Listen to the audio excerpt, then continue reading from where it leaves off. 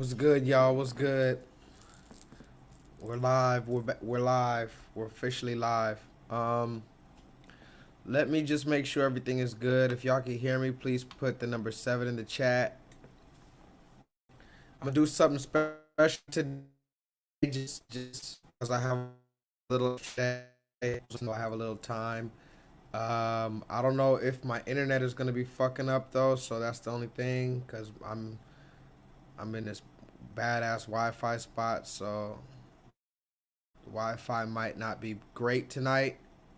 We'll see what's up. I didn't tell anybody I was gonna go live because I did not know I was gonna go live.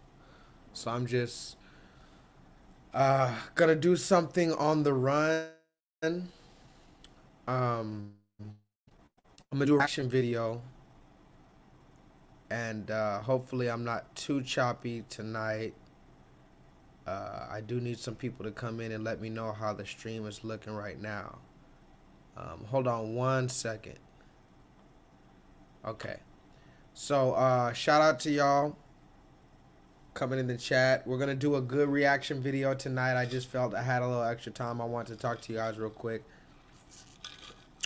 And also I want to show you this video because I haven't seen the whole thing, but I think it would be a good breakdown to talk about. And it seems like it would be too long for me to talk about on one of the classes. I don't, the classes we do, they're like 4 or 5 hours, but I bring a lot of information, so I don't really want to spend a whole class talking about this, or I don't want to spend too much time in an official class talking about this video. But this video, I think it might have some gems in it, something we can learn. So we're gonna do a reaction video, guys. But before I do that, let me spark up my weed.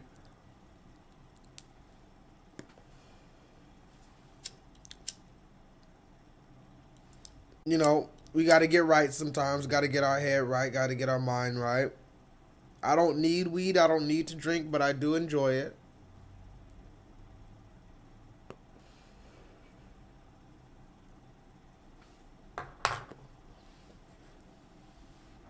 So, we're going to let some more people get in the chat. Talk to me in the chat how y'all feeling. Infinite Charms. Jay. Always here on time, even y'all are always here. I appreciate that. So, what are we talking about tonight, y'all?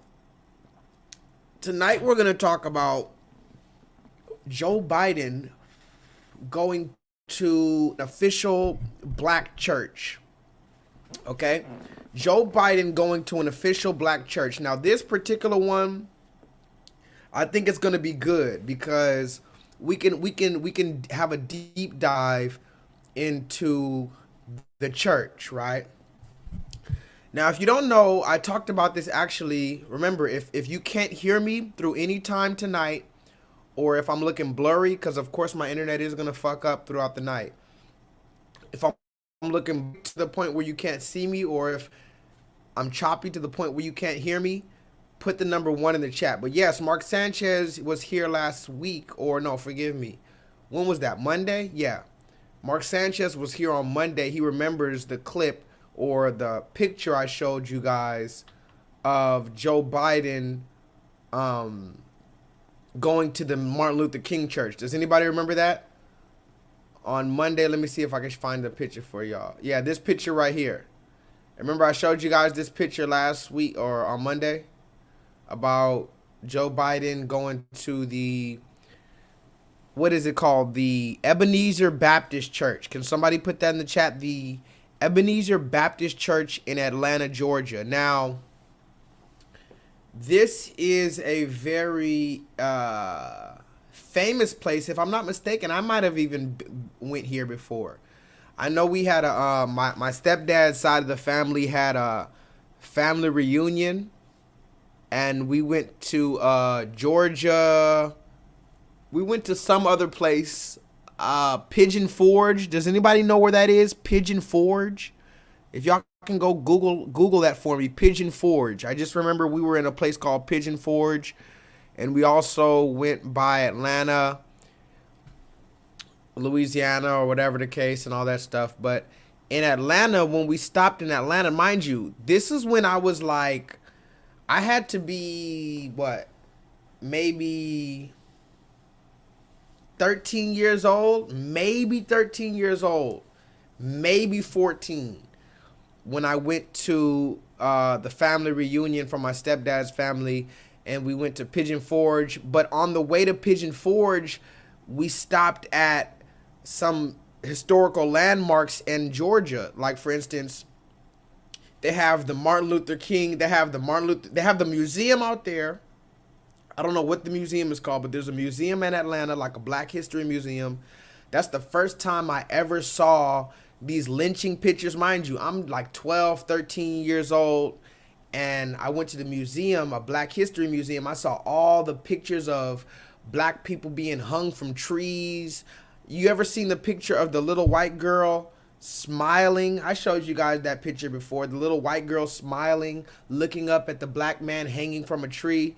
I saw these images when I was 12, 13, 14, and all of this was being recorded in my memory. So it makes sense now why I'm on the internet doing this, black, blah, blah, blah. Even though, like I told you before, I'm not just a black person, and I'm not just preaching black stuff, although black does mean absorb with light. But I'm just giving you a quick little history. So I went to Atlanta, Georgia, and I went to the Martin Luther King Museum and all these other places. They showed the place where he was killed. No, that wasn't the. It wasn't the. It was the place where he preached at. They had the church where he preached at, and I think they have the place where he was buried. I believe they have his the place where he was buried, like a mausoleum or whatever the case. Anyway, so I might have even went to this particular church real quick to see it. I can't remember, but it's called the First Ebenezer, or the Ebenezer Baptist Church in Atlanta, Georgia. Allegedly, this is where Martin Luther King used to preach at. And in case you didn't know, yes, Reverend Martin Luther King was a reverend. So although he was walking, and Martin Luther King for doing the speech, I Have a Dream, and all this other stuff, Martin Luther King was a preacher, like his dad and all the other people, right? So I have this historical black church. I'm gonna read some comments. I'm gonna make sure you guys can hear me real quick. What up, Cynthia? Cynthia, if you can hear me, let me know, because my internet is gonna be going in and out as far as the Wi-Fi clarity. I do want you guys to be able to see this video that I'm gonna show you, so we'll just try our best with that. Internet, we rebuke you. We want you to be clear tonight, internet. We're not going to talk too much shit. We're going to do a reaction video. By the way, I just want to let this be known real quick. Federal law allows citizens such as myself to reproduce, distribute, or exhibit portions of copyrighted motion pictures, videotapes, or video discs under certain circumstances without the authorization of the copyright holder. This is called fair use and is allowed for purposes of criticism, news reporting, teaching, and or parody, which does not infringe of copyright under 17 U.S. 11.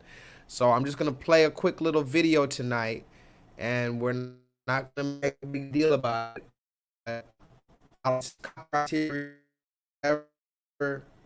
I'm going to go video. But what we're going to talk about, like I said, is Joe Biden and the black church. Can y'all hear? We're going to talk about tonight Joe Biden and the black church.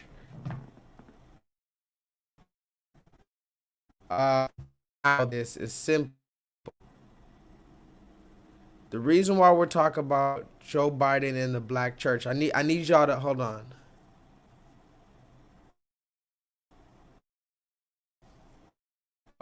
The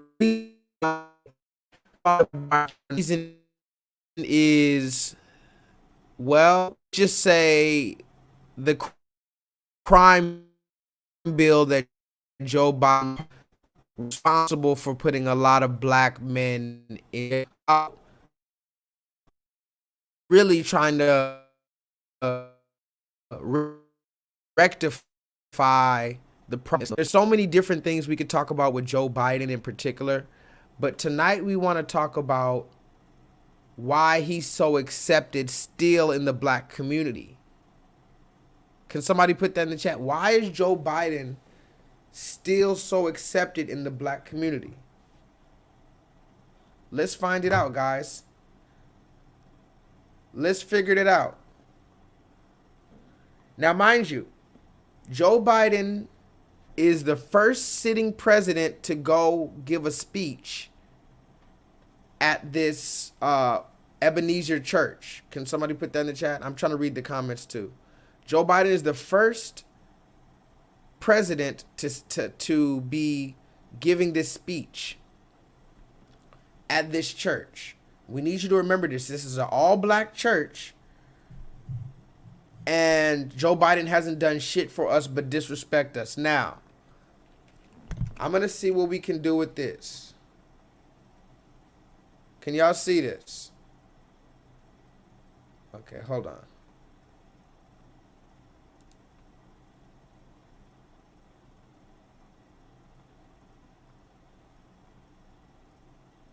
All right, can we see this, guys? Put a 7 in the chat if we can see this. Okay, because this is about as best we can do. I don't know how to mirror my screen, and I don't know how to bring up my screen. If anybody knows how to mirror your screen on StreamYard and like all that other shit, you can let me know, but I don't know how to do that. So we just going to do it old school like this. Now, let's talk about it, guys. This is Joe Biden. Hold on, let me see if I don't even need that on. This is Joe Biden, right? At the historical black church. What up, Raheem? Raheem, did you see this? This dude, Joe Biden, literally went to the black church. And this is the reason why we're still in slavery. I'm going to tell you that. Hold on. This is the reason why we're still in slavery, guys. Can somebody put that in the chat? This is the reason why we're still in slavery, because you allow this man to come in the midst of the black church in the praise and worship. Let's just start it. Put a 7 in the chat if you're tired of me talking shit. Let's just start the video. Forgive me, it's not the best quality because I'm trying to record it from this camera and all this other shit. But we're just gonna have to see this, how this is, okay?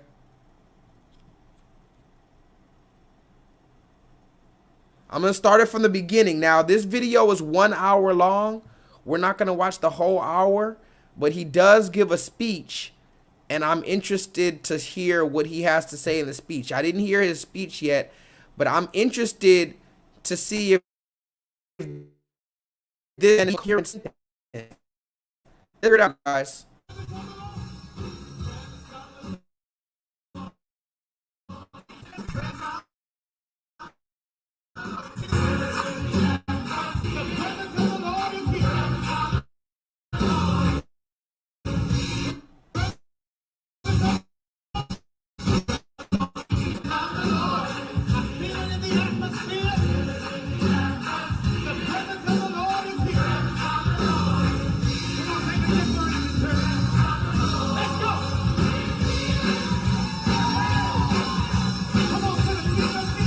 Now, before I continue, guys, put a 7 in the chat if you could at least kind of see this. I know it's really blurry and my internet's probably fucking up, but put a 7 in the chat if you could at least see what's going on here.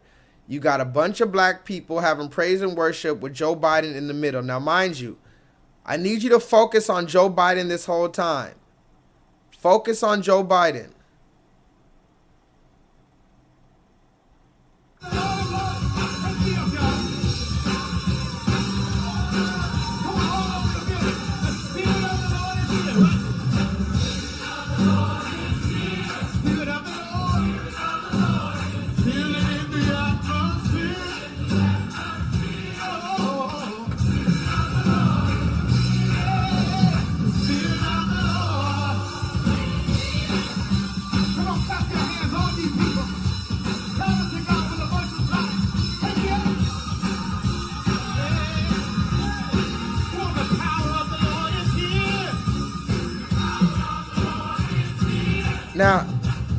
Now, I need you to stop right there, guys. What up, Brother Sly? Brother Sly. Now, first of all, they're having praise and worship, and Joe Biden is completely lost. He has no idea what to do. He's scratching his face. Somebody put that in the chat. He's scratching his face. Did you see that? Hold on. He started scratching his face.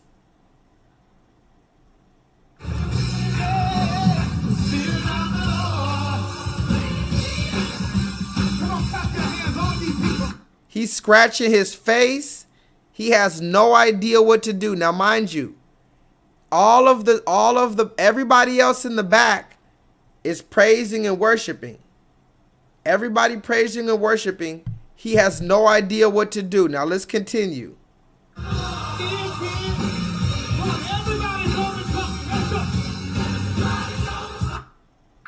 Look, the dude in the back said, now everybody.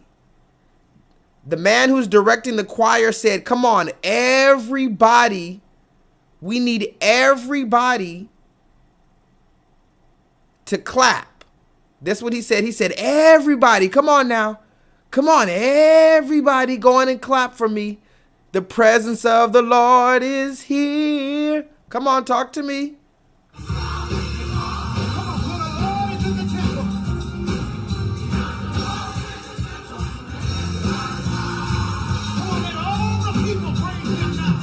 Look, look, look. Look. The man is digging up his nose.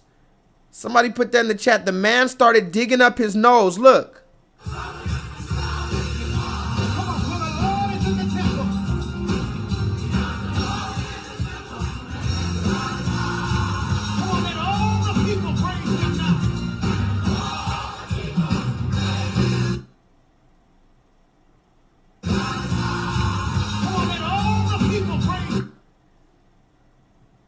Look at him while we're praising and worshiping, guys.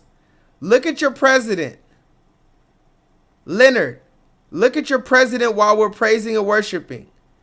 This is how he feels about our God. Right, Brother Sly said at least Bill Clinton would have pulled out the saxophone and had you niggas melting at the palm of his hand. This man is digging out literal boogers. Somebody put that in the chat. Digging out literal boogers in the middle of praise and worship. Let's continue.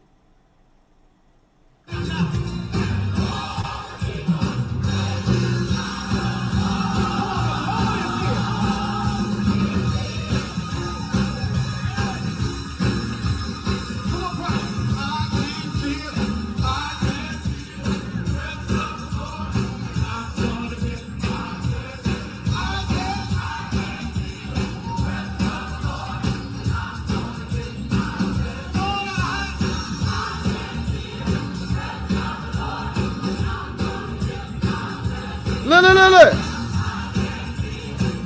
Okay, now I know you guys can't see you can't see it too well. I'm gonna try to cut the lights back on. Maybe you can see it if I put the lights on. I don't know. I feel like it might. Nah, the lights don't really matter. Damn, I wish I could have a better way to. Hold on, let me see. Hold on 1 second real quick, guys. 1 second. Let me try to get a better view of this shit. Give me 1 second, guys.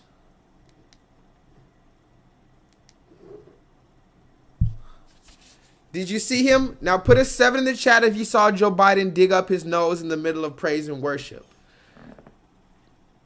Leonard De Yehuda, put a 7 in the chat if you saw Joe Biden dig up his nose in the middle of praise and worship.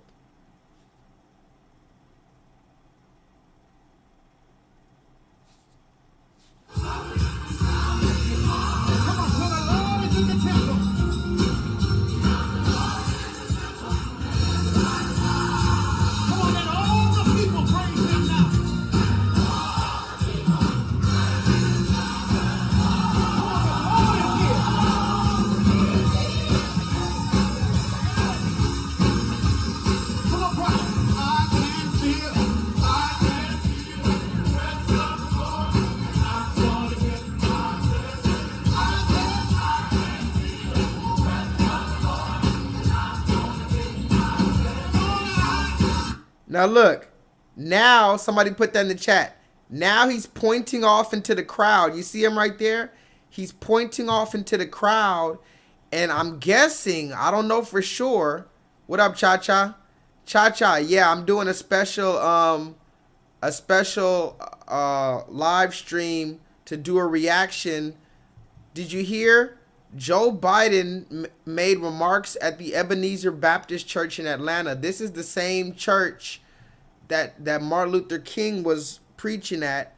And so he went over there on Martin Luther King Day and gave a speech. But look, during the praise and worship, he's just standing there. He doesn't clap. Like, he clapped his hands like 4 times and then stood there and looked at all the Negroes. Somebody put that in the chat. He just stood there and looked at the Negroes for the rest of the praise and worship. Then he digged up his nose, Cha-Cha. He literally digged up his nose. If you don't believe me, look.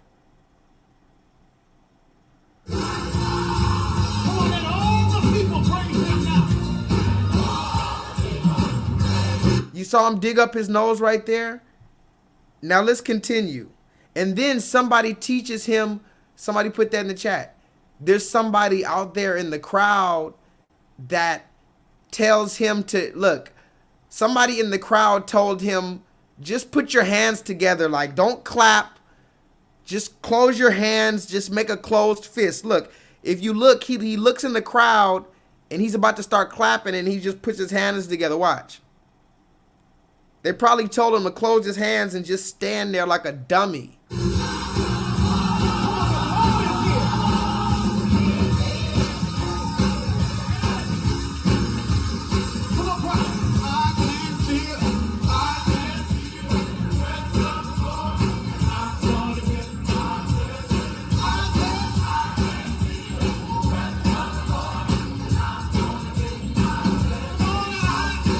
Look at his hands, look at his hand, watch his hand, watch his hand.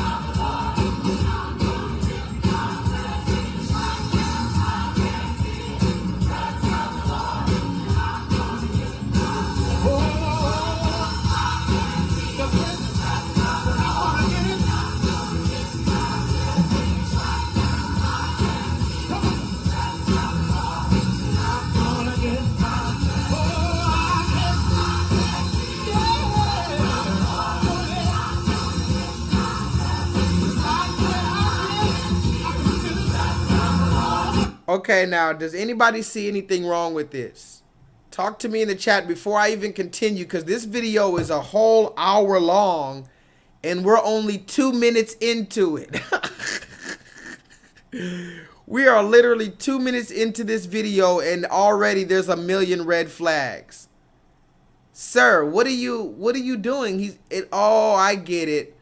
Brother Sly made sense of it right there. He says, he's poised like the slave master. This is like when we were having praise and worship at the plantation in Massa. We used to come by and make sure that we were staying in line.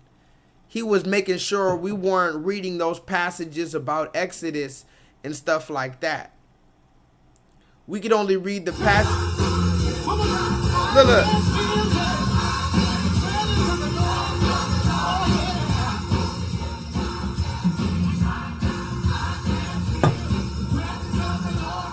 Let me turn the volume down because I don't want to get a copyright strike. Hold on. Let me just see something real quick.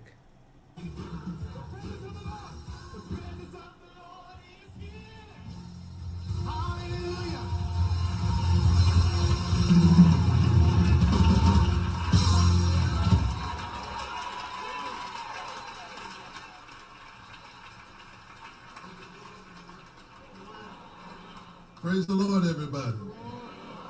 I was glad when they said unto me,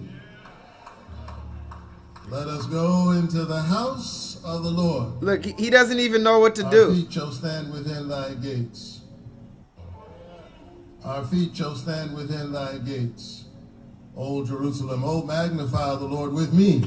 Listen to what he said. And let us exalt God. Somebody put that in the chat. He said, O Jerusalem. He said, O Jerusalem, put your hands together with me and help me magnify. So You see how they throw in the Jerusalem, they throw in the Israel, they sprinkle it in, but they never really talk about it. Glad when they said unto me, let us go into the house of the Lord. Our feet shall stand within thy gates. O Jerusalem, O magnify the Lord with me. And let us exalt God's name together. Today is the Lord's Day. We celebrate the birthday of the greatest American prophet of the 20th century, the Reverend Dr. Martin Luther King Jr. But he was great because he understood that greater is the one who is within you than the one who is within the world. If you bow down before God, you can stand before any person or any problem. He has shown you, O mortal, what is good, and what does the Lord require, but that you do justice, love kindness, and walk humbly with your God. Presidents and ordinary people gather in the sanctuary, in the presence of the Lord. And the presence of the Lord is here. Come on, let's worship together the God of our salvation.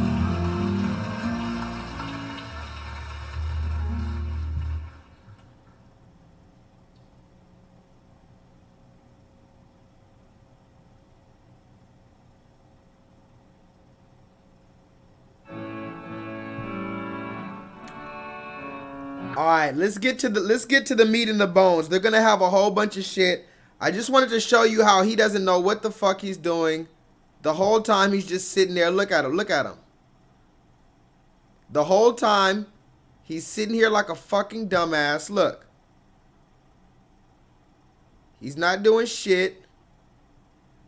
He's not doing shit. He's not doing shit. Of God. We call now on the Reverend Chelsea Waite, who is our pastor for Children's Ministries. I'm about to get to the point where I'm not gonna do a whole long stream. I just want to get to the point where Joe Biden is talking. Let's get to the point, guys. Put a 7 in the chat if you're ready to get to the point. Cause I want to talk. You know what? Let me hold on. As a Christian, Let me tell you guys real quick why I'm doing this video. Just in case you're wondering, I'm not doing this video to pick on Joe Biden, and I'm not doing this video to pick on the black church. I'm doing this video because this is a large reason why a lot of people stop going to church to begin with. The fact that, you know what happened? I stopped going to church around the time that Dylan Roof went into the historical black church and killed 9 black people, allegedly. Do y'all remember when that white supremacist went in the church and killed 9 people? I don't really have this with the news. And then these churches, none of them had anything to say about a white man walking into a black church in the name of white supremacy and mowing us down. They do not want to mention racism in specific. They do not want to talk about reparations in specific. They don't want to talk about how disrespectful Joe Biden has been to the black community. Fuck reparations.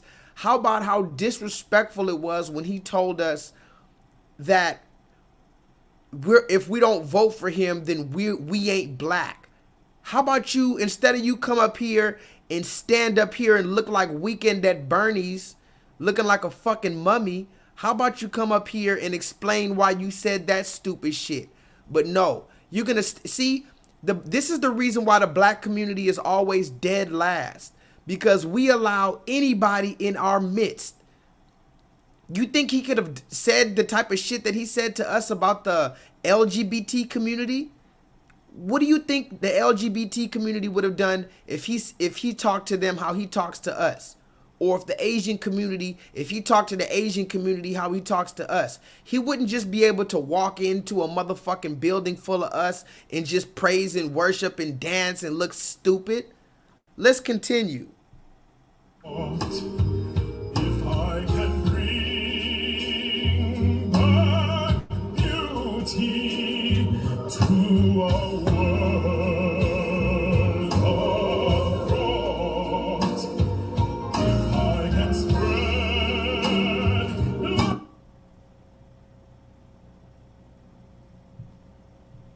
Hold on. And Here we go. Here we go. Here we go.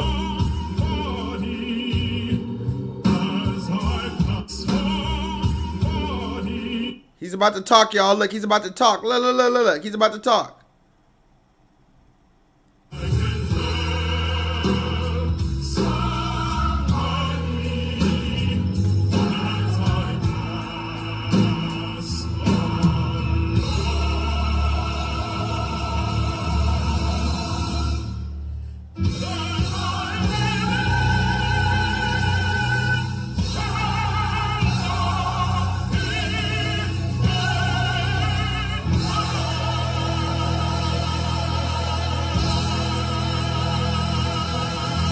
Kill that noise, man. Let's just get the shit. The shit. The shit. You'll get the shit. You'll be knee deep in the shit.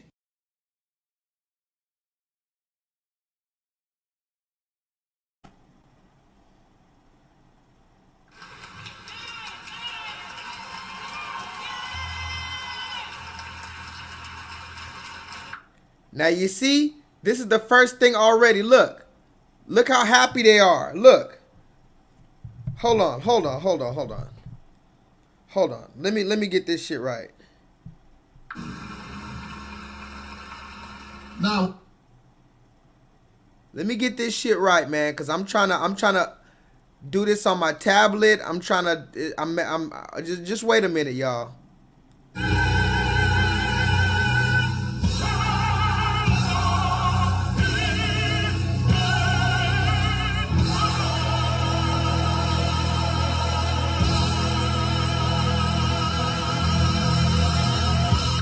Right, right. He didn't even sanitize his hands. The man's been digging up his nose. Look, look, look. Look, the man's been digging up his nose. Hold on.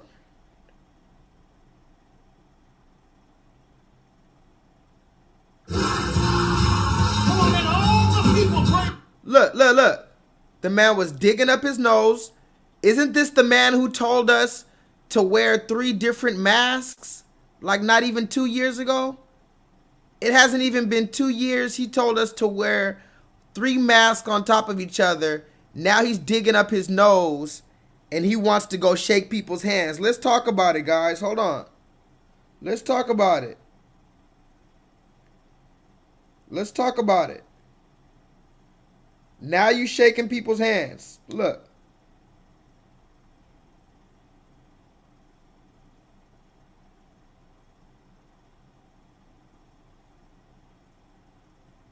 Look, now he's shaking people's hands. You see that? You see how he stood up there, shaking people's hands, digging up his nose at the praise and worship. Thank you, Cha Cha. I'm just very nervous because every time I like my stuff to be very crystal clear, and right now I'm just trying to do it old school. So I just want you guys to see this. Let's listen to what this bitch ass nigga has to say.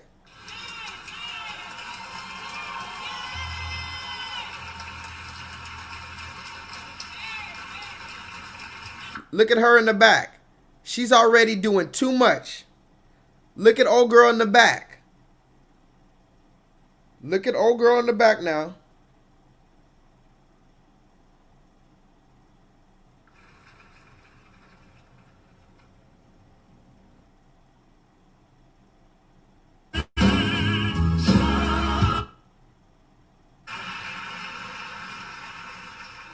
I've spoken before parliaments, kings, queens, leaders of the world. I've been doing this for a long time, but this is intimidating following. Y'all are incredible.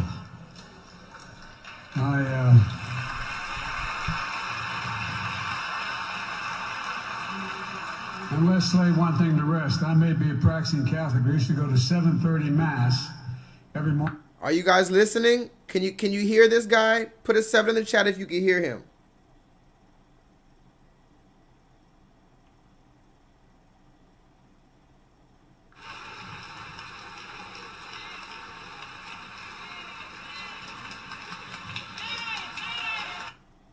Look at her in the back.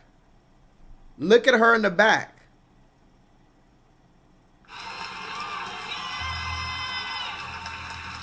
Look at her.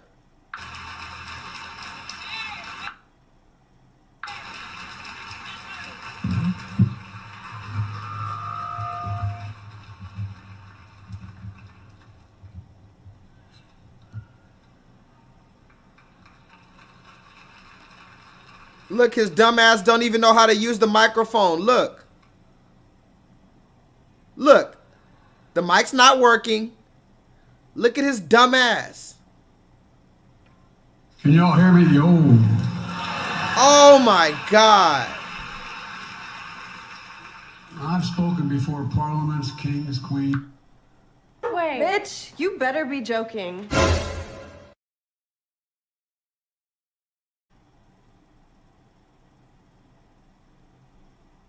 Look at this, y'all. I'm sorry that I keep on running it back, but I mean, just look at this shit.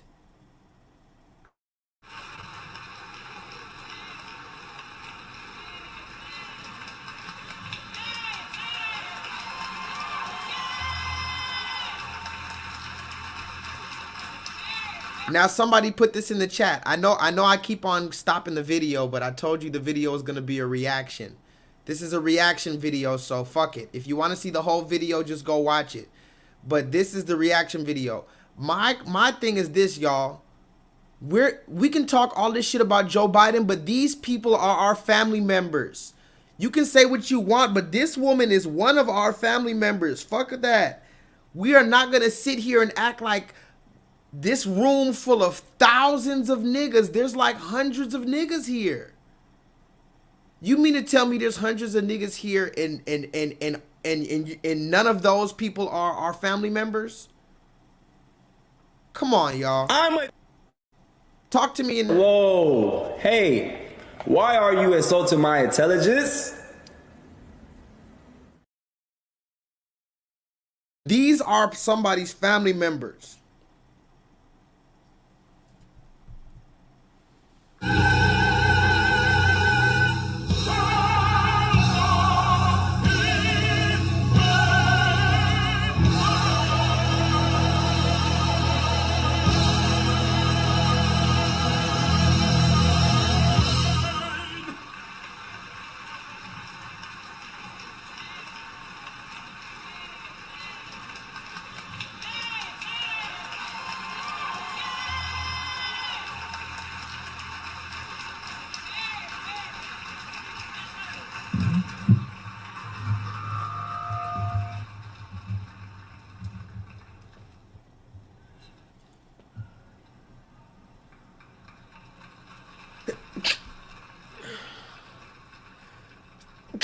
Excuse me. Look, he's talking into the mic. The microphone's not working. He's looking at the mic like he doesn't know what the fuck the microphone is. Can y'all hear me?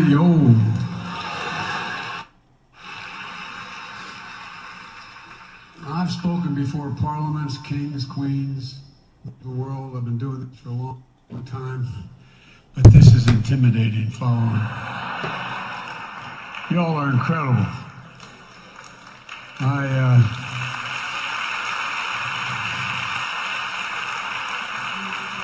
And let's lay one thing to rest. I may be a practicing Catholic. I used to go to 7:30 Mass every morning in high school and then in college before I went to the black church. Not a joke. Andy knows this. Andy's... You hear this nigga? He's already starting with the pandering. Listen to what I don't even know what the fuck he's talking about. He said he's a practicing Catholic, and in high school, before he used to do some shit, he used to go to the black church. Do you hear this? He used to go to the black church, he said. Listen to it now.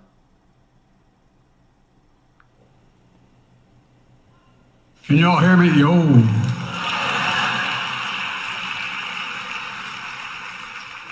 I've spoken before parliaments, kings, queens, leaders of the world. I've been doing this for a long time.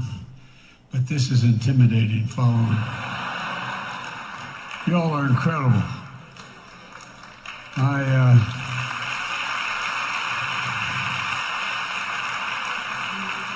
And let's lay one thing to rest. I may be a practicing Catholic. I used to go to 7:30 Mass every morning in high school and then in college before I went to the black church. Not a joke. Andy knows this. Andy, it's so great to see you, man. You're one of the greatest we've ever had. You really are, Andy. Andy and I took on apartheid in South Africa and a whole lot else. They didn't want to see him coming. Oh, I guess he's talking to his token black person. Whoever this is in the audience, he said, me and him, we took over, we took on apartheid in South Africa. You see how they love to just throw these apartheid, Africa. They just love the black church. They love to throw these buzzwords at you. Who is this dude in the back right here? Who the fuck is this dude right here? But yeah, let's get back to it because we got to talk about the black church real quick before I get out of here. I want to talk about why are these people skinning and grinning? Somebody put that in the chat. What is this woman smiling about? Okay, let me ask you a question. Whatever this woman is smiling about, how about you guys put it in the chat? Tell me whose auntie is this, because this is definitely somebody's auntie, definitely somebody's mama. Hold on. That's where we'd. She's definitely somebody's auntie and definitely somebody's mama. So I want to know what face would she make? Somebody put the, oh shit, hold on. Hold on, let me get that out the stream. Damn. What face would this woman be making if Kevin Samuels was up there?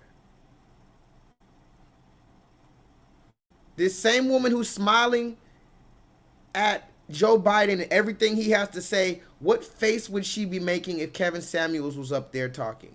Let's continue. Remember, this man said, oh, I used to go to the black church. That's the first thing this man says when he gets on the microphone to talk to you niggas. You know, back in high school, me and Jerry Jones, somebody put that in the chat. Me and Jerry Jones, we got a thing going on. Me and Jerry Jones. Back in high school, him and Jerry Jones used to go to the black school. That's how he started the conversation with you niggas. You guys need to, all of these people in church, I know they were Shriners. Somebody put that in the chat. I know at least 90% of the people in the background right here, all of them are goddamn Shriners.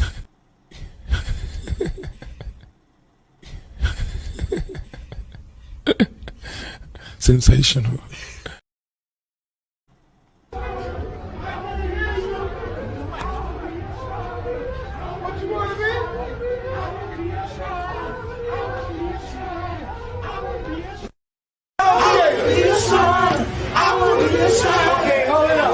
Hold it up. Turn around. Turn around. Make an about face. All the way around. Okay, now drop it like it's hot. Drop it like it's hot.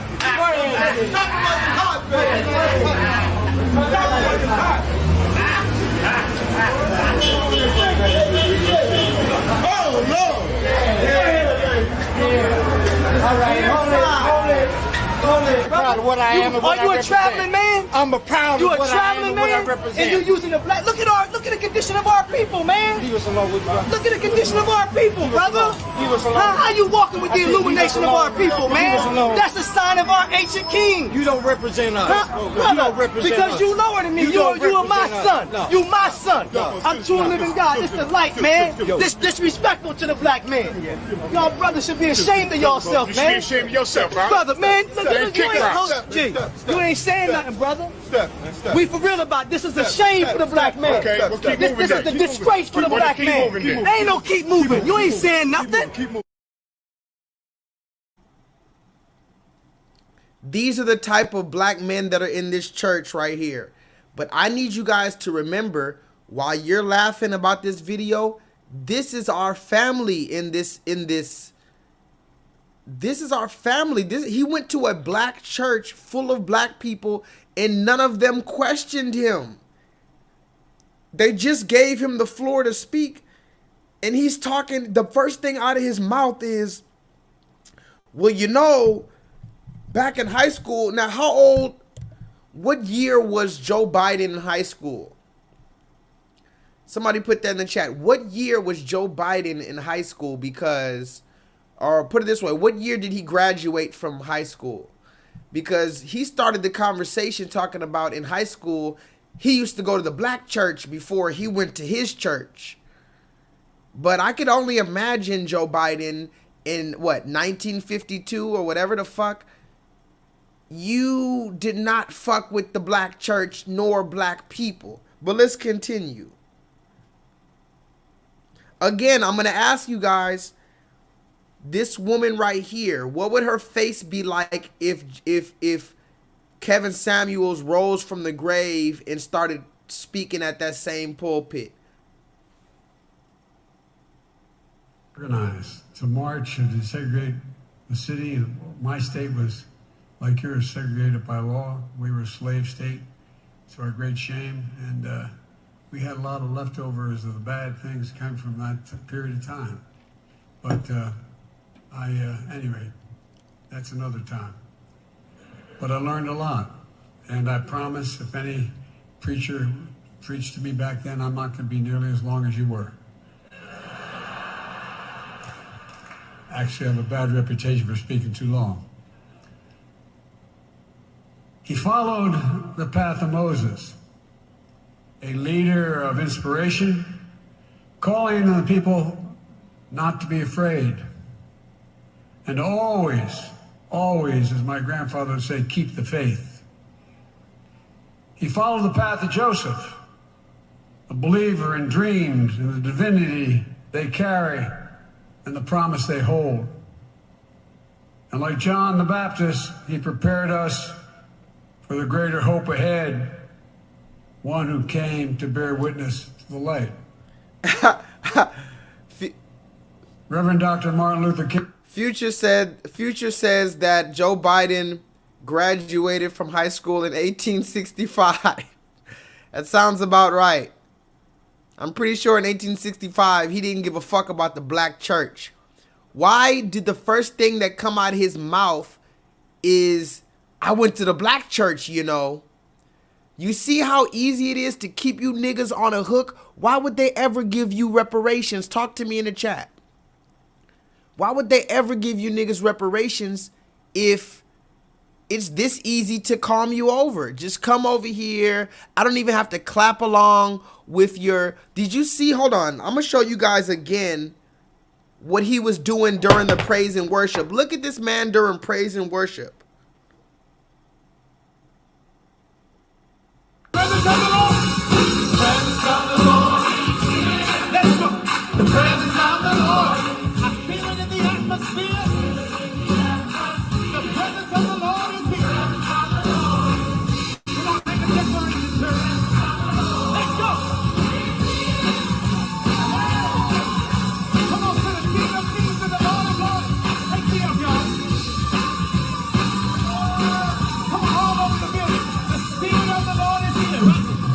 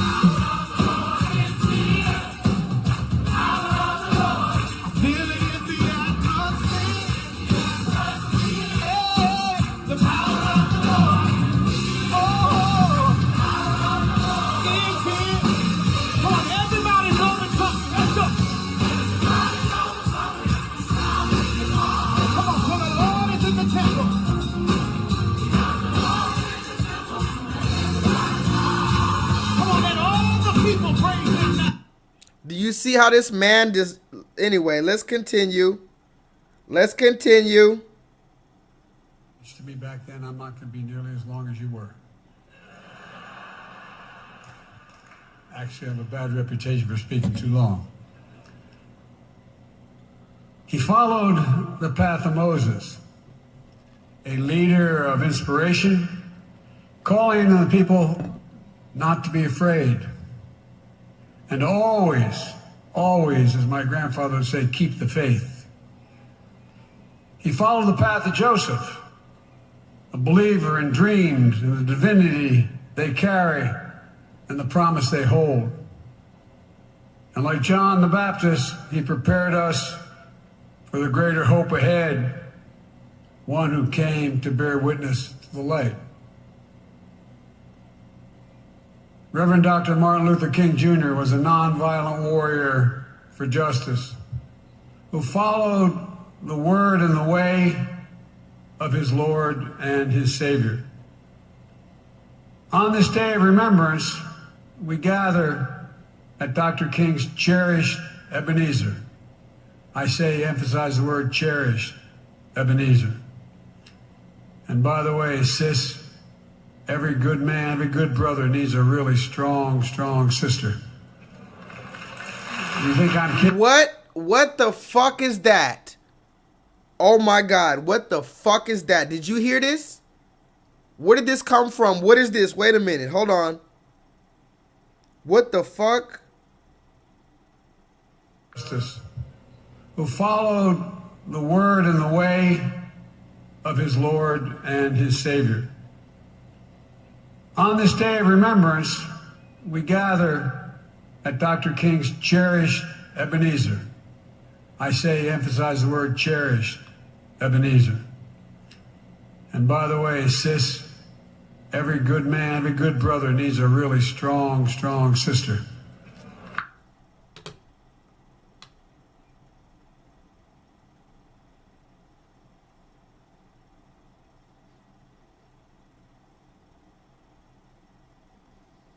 Yeah. You can't make this shit up, people. You cannot make this shit up. That's stupid, guys. I didn't. Is this camera on me? Yes, it's on. That's stupid. Use your common sense, but just use your common sense. Robert, Stop it. Y'all quit playing. Quit playing. Y'all killing me with this. Y'all just don't want to believe the truth. You don't want to believe it.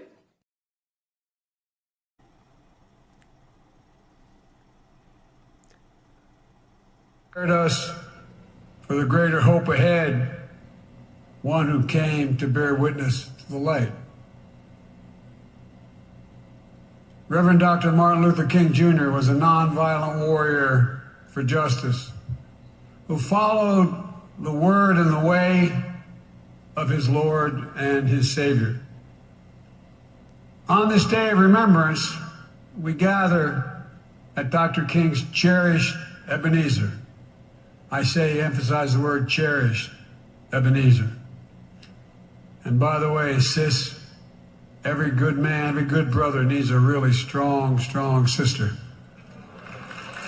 You think I'm kidding?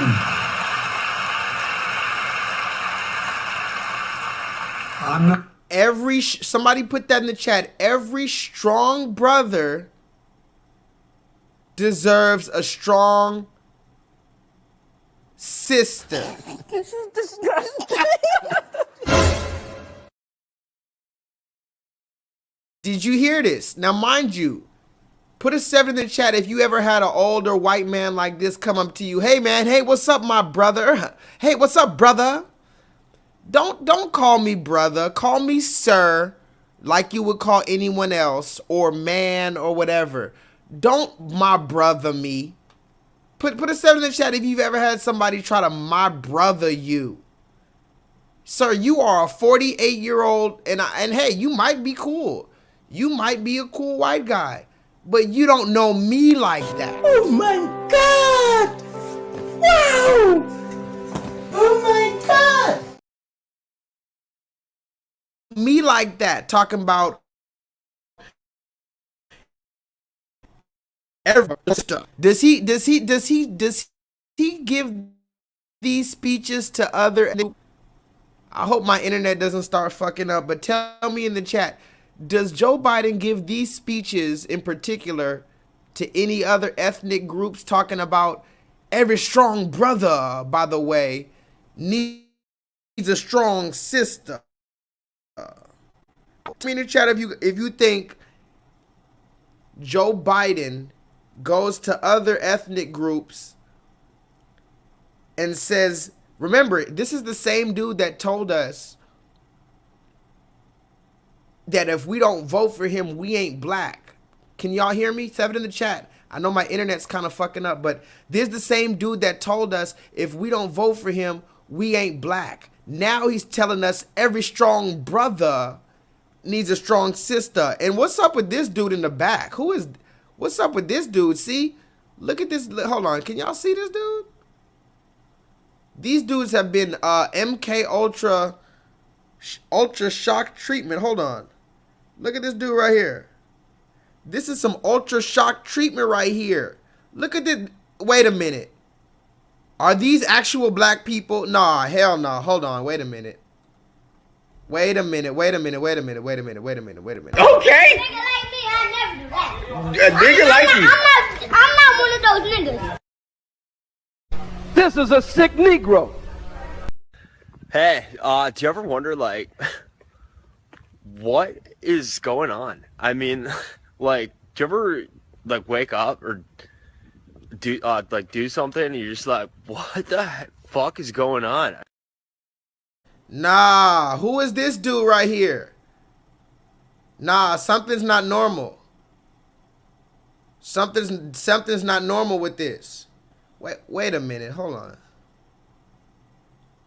What the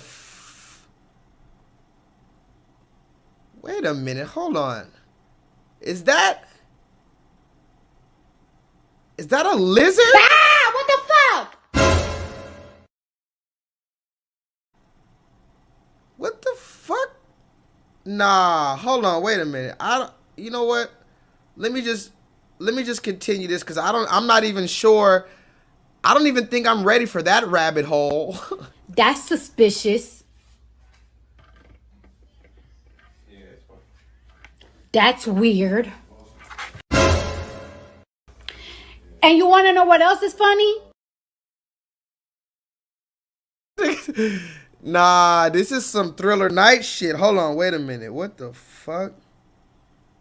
Nah, bro, hold on. Wait a minute. What the fuck is... What? Nah, that's not even normal, bro. His eye... Nah, hold on. Okay, let's continue. Hold on.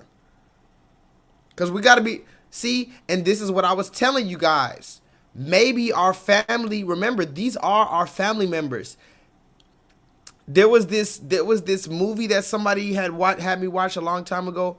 I think it was called The Invasion of the Body Snatchers or something like that. Maybe our family members are being... Look, nah, hell nah, bro. Something's not right.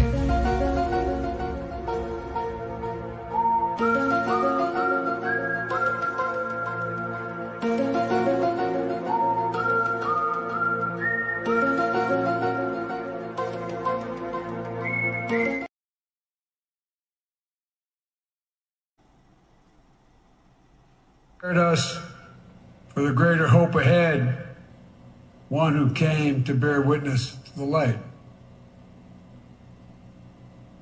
Reverend Dr. Martin Luther King Jr. was a nonviolent warrior for justice. Nah, hold on. The word and the way. Why is this dude sitting here like this? Fuck that. And the divinity they carry and the promise they hold. And like John the Baptist, he prepared us for the greater hope ahead, one who came to bear witness to the light. What the? Reverend Dr. Martin Luther King Jr. was a nonviolent warrior for justice who followed the word and the way of his Lord and his Savior. On this day of remembrance, we gather at Dr. King's cherished Ebenezer. I say, emphasize the word cherished, Ebenezer. And by the way, sis, every good man, every good brother needs a really strong, strong sister. You think I'm kidding?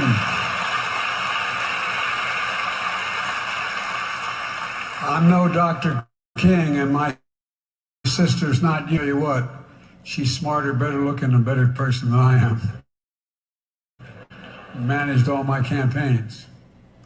Folks, you know, on this day of remembrance, as we gather here at his cherished Ebenezer, to commemorate what would have been Dr. King's 94th birthday.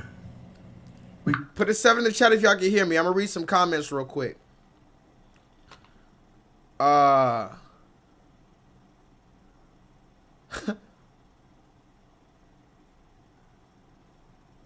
Jennifer, I have no idea why this man's eyes looking like that. I don't know what's up with this dude right here. I don't know what's up with this dude. Remember, I'm asking you guys. These are supposed to be our family members.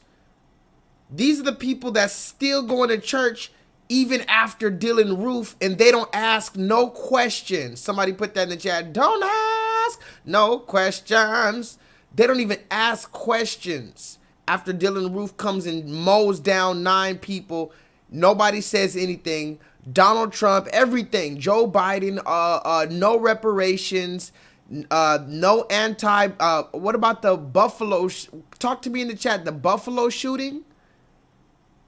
Y'all remember the Buffalo shooting? Nobody had nothing to say about that? All Joe Biden could say is, oh yeah, it was a travesty.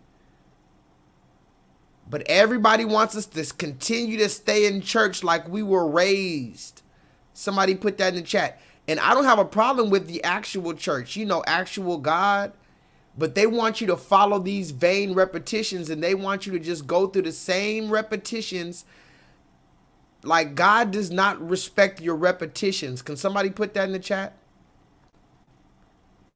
God does not respect your repetitions just because you go to Bible study on Wednesday and then on Sunday you go to church or whatever the fuck, and you're a usher or a bishop or a reverend or whatever the fuck. God doesn't respect that shit, especially when you let this fucking devil in here. He doesn't even give a damn about this house of worship. He doesn't give a damn about this house of worship. He's looking at you like buffoons. The only reason why he's here is to check your nigga's temperature. Did you hear me?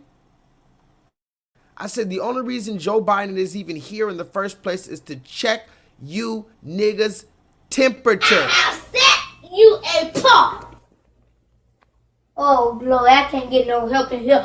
I have set you apart from those others. Woo, glory.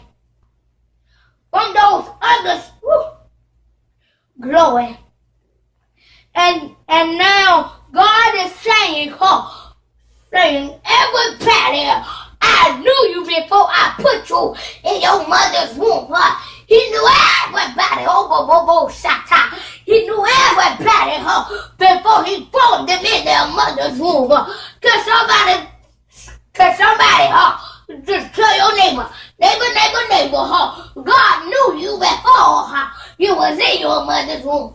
Neighbor, God knew you before you was in your mother's womb. You know what? You should listen. Listen to me closely, guys. This man is only here to check you niggas' temperature, to make sure that you niggas are still in line. Because remember, there's still an election coming up. Can somebody put that in the chat? There's still an election coming up. And even if Joe Biden isn't the one that's going to be running, he wants to make sure that whoever they put in front of you, you're going to vote for them niggas. Okay. A nigga like me, I never do that. A nigga like you. I'm not one of those niggas. Somebody put that in the chat. I'm not one of those niggas. Gather to contemplate his moral vision. I'm not. And commit ourselves to. I'm not one of those niggas that you could just tell me to go to church every Sunday and then you're going to bring this devil into the church? and he's just gonna talk to us about Martin Luther King and being nonviolent. You see? I know you guys see what's going on, but I just want you guys to see how this is why they take advantage of us. Don't get out in the streets wondering why they take advantage of us. The reason why they don't take advantage of other people like this is because other people are willing to stand up and speak up and fight if need be for what is theirs. Black people, the only time we fight is when we fight each other. They know that we're just going to get together if anybody else does anything to us, and we're going to forgive them before 24 hours is over, and we're going to grab our arms and we're going to link arms and we're going to sway back and forth and we're going to sing our favorite fucking song, We Shall Overcome. We shall overcome someday. Oh, deep in my heart, I do believe we shall overcome someday.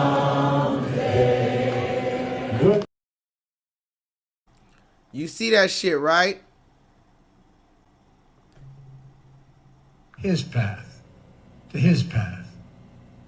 The path that leads to the beloved community, to the sacred place, that sacred hour when justice rains down like waters and righteousness as a mighty stream. Folks, when justice rains down the stream. Do you hear him talking some bullshit? When justice, that final day, that fateful day when justice finally rains down the stream. Joe Biden, give us reparations. That's a form of justice, bro. You see how they love to keep us on the hook with this, one of these days we shall overcome. One of these days justice shall reign supreme. These are the same people telling you one of these days, but just yesterday he signed a check for the fucking Ukraine. Talk to me in the chat. How is he telling you about one of these days? Do you hear this nigga? One of these days. Listen. Listen to him. Do you support reparations for black people? Well, listen, I'm not going to sit here and say I'm going to do something that's only going to benefit black people. No, because whatever benefits that black family will benefit that community and society as a whole in the country, right? Whatever benefits that black family will benefit that community and society as a whole in the country.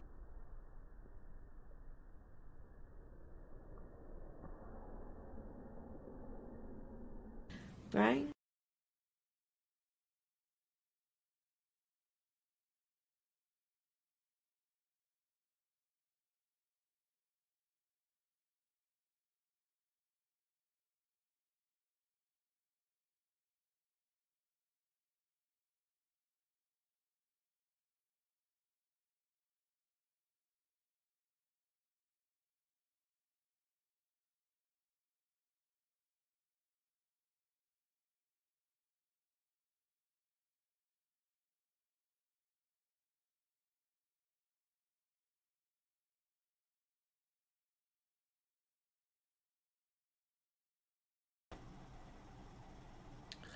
Put a 7 in the chat if y'all can hear me. A 7 in the chat if y'all can see me. Can y'all hear me and see me?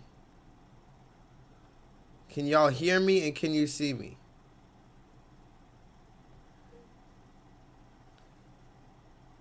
He said one of these days.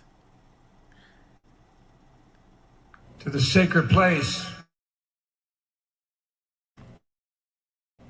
when justice rains down like waters and righteousness as a mighty stream.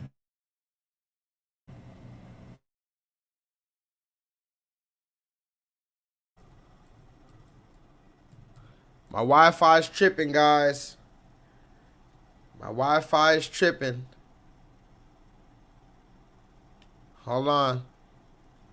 My Wi-Fi is definitely tripping. Come on now. Fix this shit. Fix this shit. Come on. Give me some better Wi-Fi, YouTube. I haven't even gone crazy tonight. I'm just calling out Joe Biden, YouTube. YouTube, you know I gotta call out Joe Biden. Don't fuck with me, YouTube. Don't fuck with me, YouTube. Come on. Come on, YouTube. Put a 7 in the chat. Can y'all hear me? Can y'all see me? Listen to this man. He's talking about one of these days, justice is going to rain down supreme for you niggas. I need you guys to realize how disrespectful it is for this man to tell you about justice and one of these days, justice is going to come down for you. Meanwhile, he's giving everybody else billions of dollars. I need you to understand how disrespectful. Why do we have to wait for the blessings from the sky? And you know I believe in God, but let's just really ask the questions. How come every other nation doesn't have to wait for blessings to fall down from the sky? Every other nation could get an actual check that they can go to the fucking Wells Fargo. Talk to me in the chat.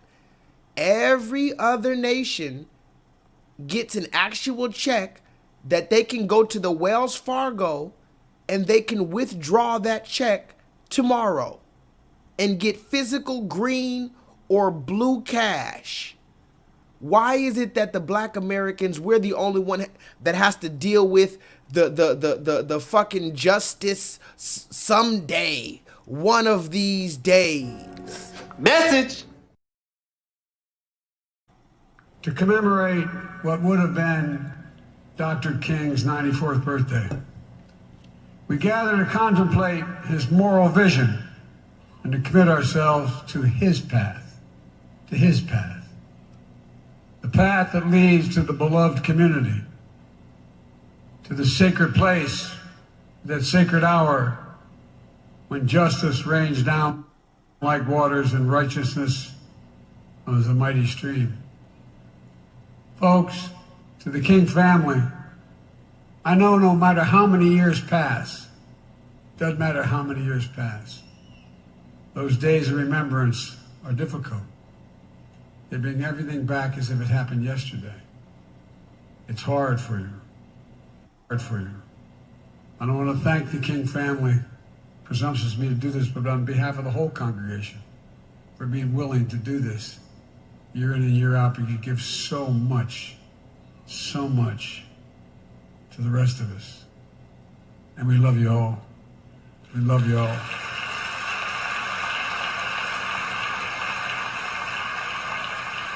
To fully honor Dr. King, we have to pay tribute to Mrs. Coretta Scott King, who we dearly miss.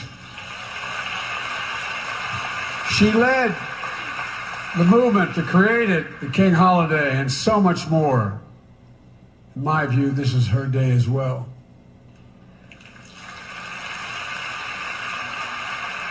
And to Raphael Warnock, Reverend, Doctor, Senator,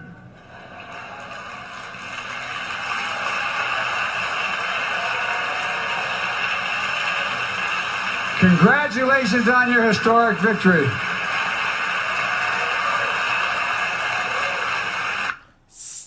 Sell out. Somebody put that in the chat. Shame, shame, shame, shame, shame, shame, shame. Talk to me in the chat, guys. Shame, shame. Shame. Shame. Shame. Shame. Shame. Shame. Shame. Shame. Shame. Shame. Now you got this nigga, I guess. Remember, I'm gonna put it like this. This Joe Biden coming to the black church in 2023 and nobody questioning him on reparations or any of his statements or how he's given billions upon billions to the Ukraine.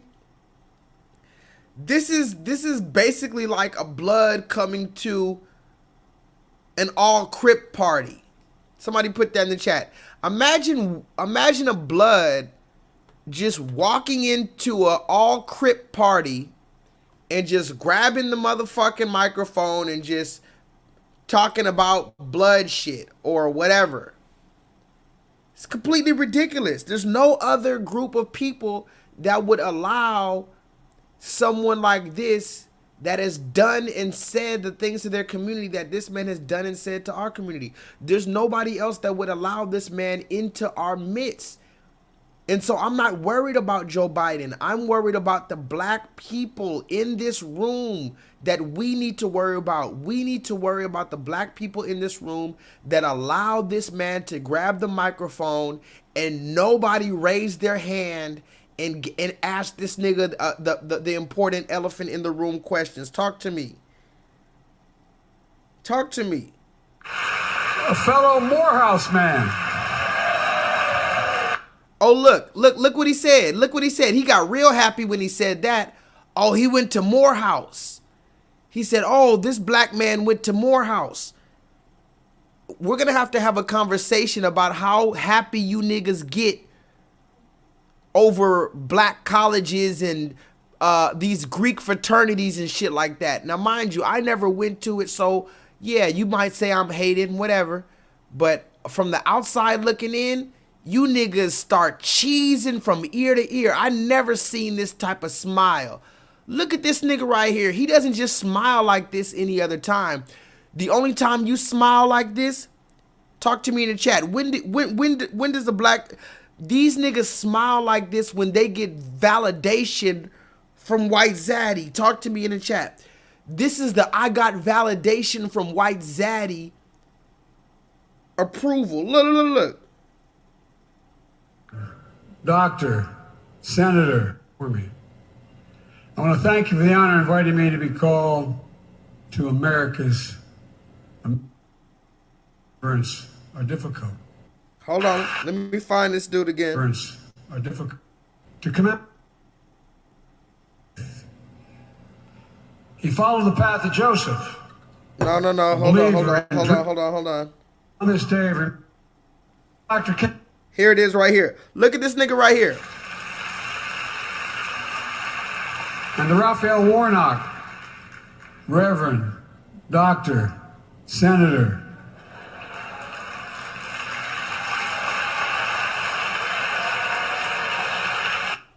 Look. We've set up for the first time ever in the White House the Divine Nine Committee. Hold on. Here we go. They're about to talk about some boule shit. Talk to me in the chat. They're about to talk about some boule shit. Look. Forgive me for fucking this up. I barely ever use this iPad thing, this little thing, but hold on. I'm trying to get to the point where he was, hold on.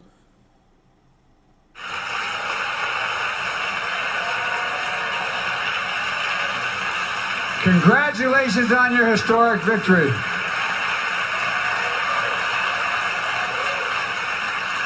A fellow Morehouse man. You see how everybody gets happy when they start talking about Morehouse and they start talking about the historic black colleges? Talk to me in the chat. Do you see how they get real happy? Look at this face right here. Hold on, let me try to zoom in. Damn. Do y'all see this face right here? This is when you get real happy when you got some white approval.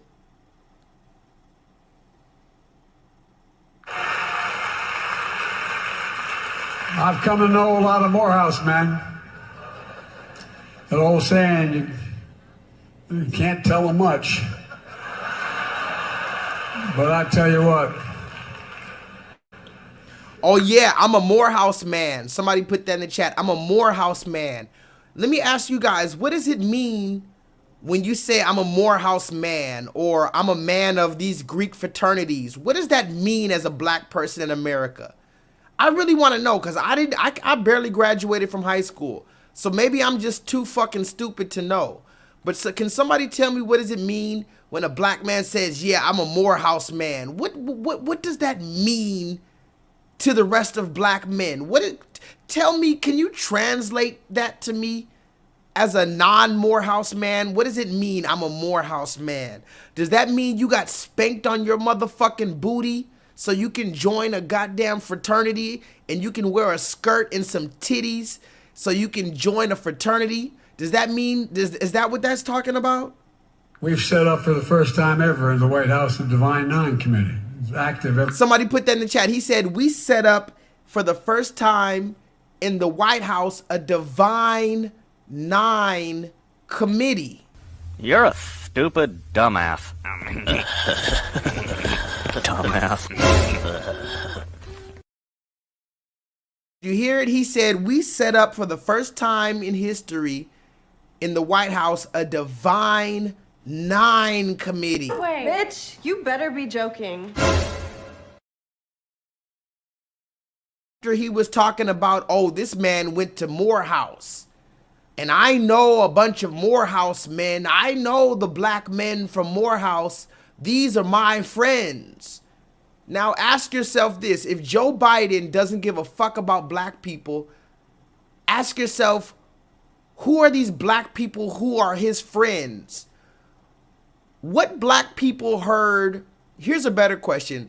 What black people, what black American heard Joe Biden say, if you don't vote for me, you ain't black, and still said, I'm his friend? Hey, bitch, you better be joking. But listen. He said, we set up a Divine Nine Committee. And in case you don't know what the Divine Nine is, these are the fucking Greek organizations that these black people go and get their ass spanked for. You heard me. You go to the HBCUs, it's supposed to be a black college. But how the fuck does a black college, the main people at a black college, you're trying to be Greek? This is the reason why it's all backwards and mixed up. How the fuck is a historical black college associated with Greeks, and you're doing all this weird underhanded nasty shit, spanking each other on the butt and licking each other or whatever the fuck y'all niggas doing so that you can finally be part of this fraternity? You niggas are weirdos, in my opinion. In my opinion, I would never let nobody spank me on my motherfucking booty just so I can be part of some brotherhood. What type of brotherhood is that? You motherfuckers spanking each other on the ass. Talk to me in the chat. Today, to the sacred. She led the movement that created the King holiday and so much more. In my view, this is her day as well.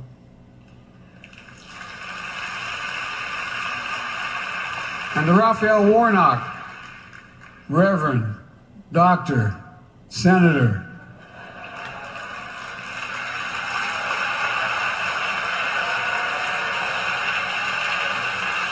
congratulations on your historic victory.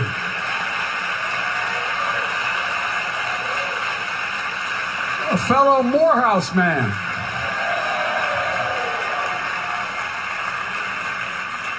I've come to know a lot of Morehouse men. That old saying, you can't tell them much. But I tell you what, we've set up for the first time ever in the White House the Divine Nine Committee. It's active every day.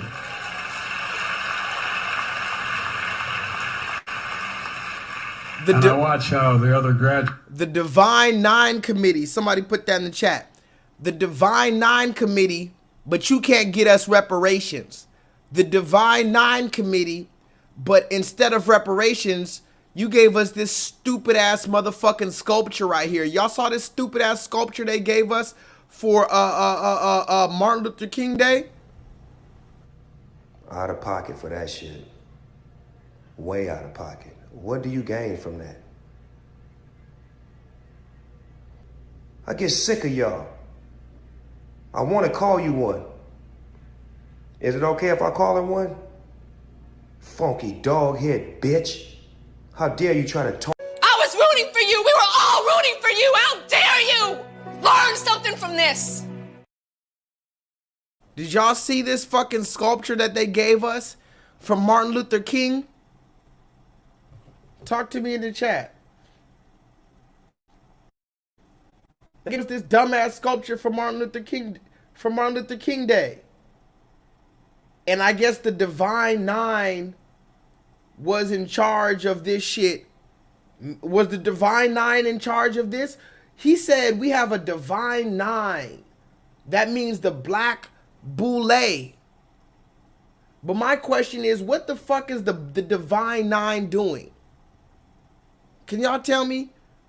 You got a Divine Nine in your cabinet, the black fucking bourgeoisie. What are they doing? Hold on.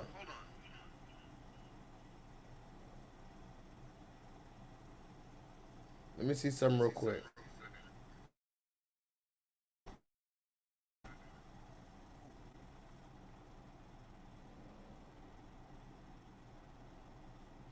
Somebody put 7 in the chat. Somebody put 7 in the chat. Somebody put 7 in the chat. Somebody put 7. What is the Divine Nine doing?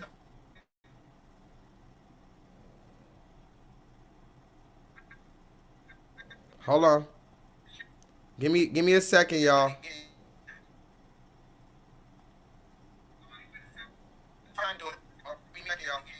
Can y'all hear me?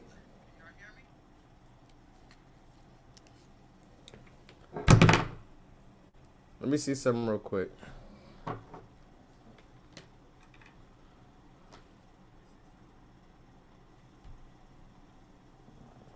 Can y'all hear me, y'all? Talk to me in the chat.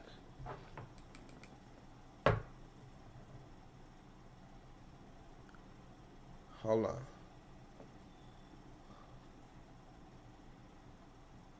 Oh, wow. Wow.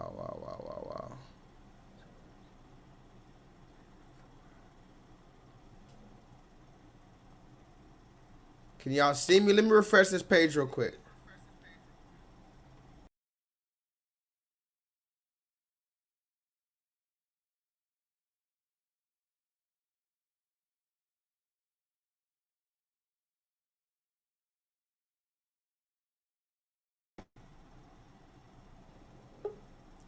What up, y'all? Can y'all hear me?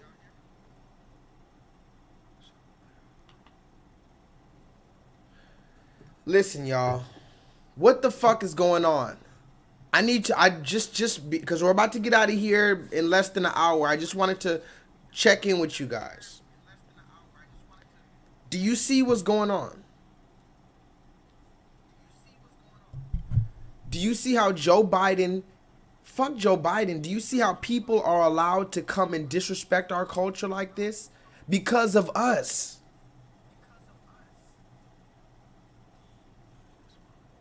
Hold on, let me see something.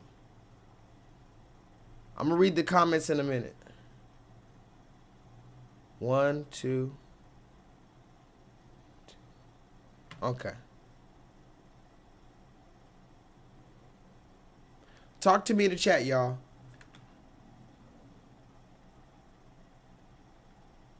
The reason why I'm making this stream is because people like Joe Biden are allowed to come and have this conversation with us. And nobody asked him anything. Listen to this nigga. Hold on. Let's pick on the Morehouse man. You stand in Dr. King's pulpit and you carry on his purpose. And this service doesn't stop at the church door. It didn't with Dr. King, it doesn't with you, it doesn't with the vast majority of you sitting before me. I want to thank you for the honor of inviting me to be called to America's Freedom Church. And thank you to this congregation and to all the distinguished guests, elected and unelected officials that are here today, who've done so much over so many years. And so many young people are going to do so much more than we were ever able to do. What's your name, honey? It's good to see you. Maybe I can have a picture with you before I leave, okay?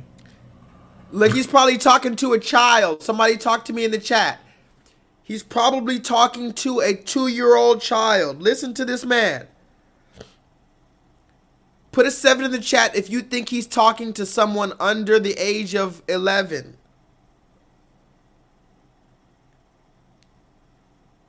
He's talking to someone under the age of 11. Listen. To America's Freedom Church. And thank you to this congregation and to all the distinguished guests, elected and unelected officials that are here today, who've done so much over so many years. And so many young people are going to do so much more than we were ever able to do. What's your name, honey? Look, so many young people. Listen to what he said. So many young people. Listen to him now. Listen to him, guys.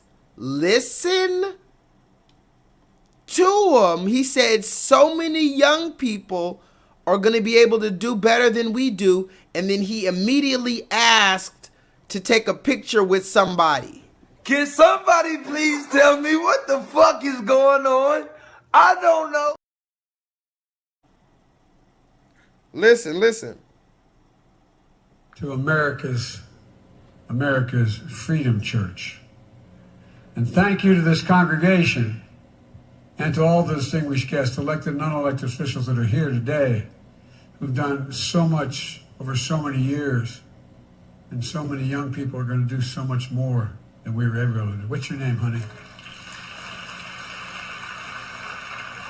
It's good to see you. Maybe I can have a picture with you before I leave, okay?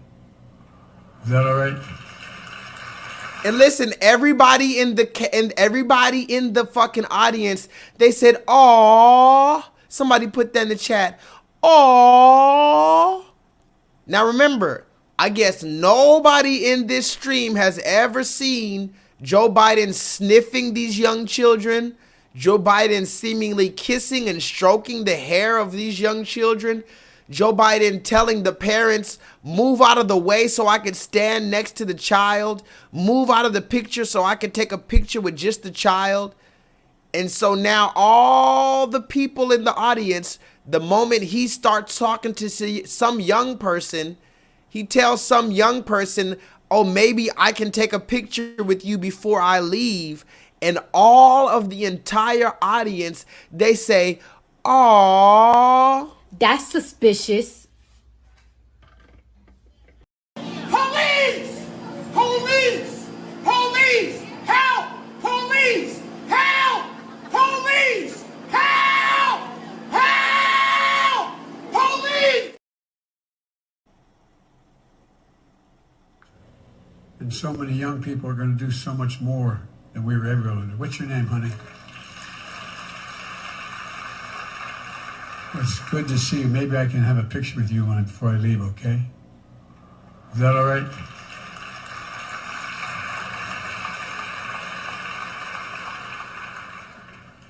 I say this with all sincerity. I stand here humbled, being the first sitting president of the United States to have an opportunity to speak at Ebenezer Sunday service. He's the first sitting president, like I told you before, the first sitting president to be able to speak at the Ebenezer Baptist Church that Martin Luther King Jr. used to preach at. You've been around for 136 years. I know I look like it, but I haven't. Okay, now that was funny. I'm not gonna lie, that was kind of funny. That was kind of funny. Joe Biden says the Ebenezer Baptist Church has been around for 136 years. I know I look like I've been around for 136 years, but I haven't. I'm not gonna lie, that was kind of funny.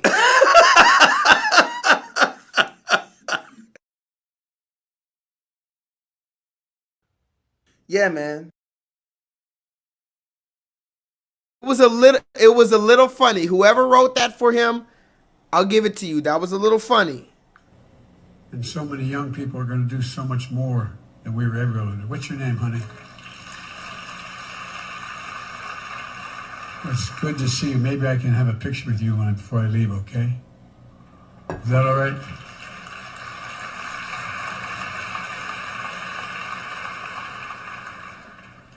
I say this with all sincerity.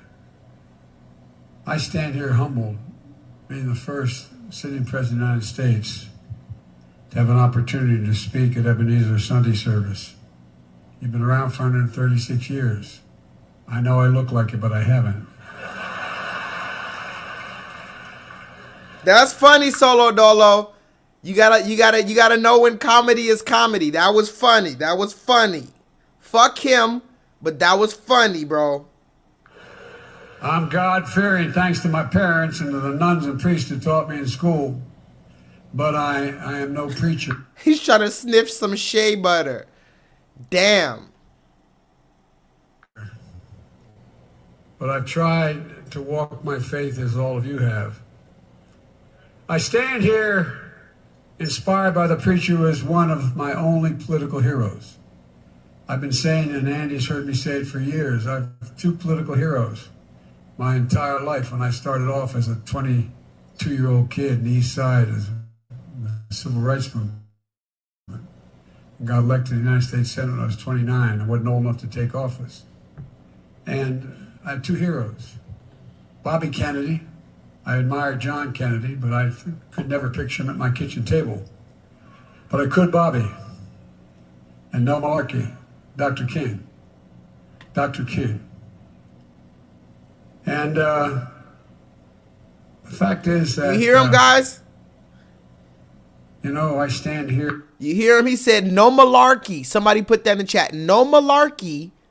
Dr. King is one of my two top heroes in the world. No malarkey. He says no malarkey, guys. So I guess you got to believe him because he said no malarkey. And just think, remember, I was asking you guys just recently, is malarkey even a real word? It turns out malarkey is a real word. He said no malarkey.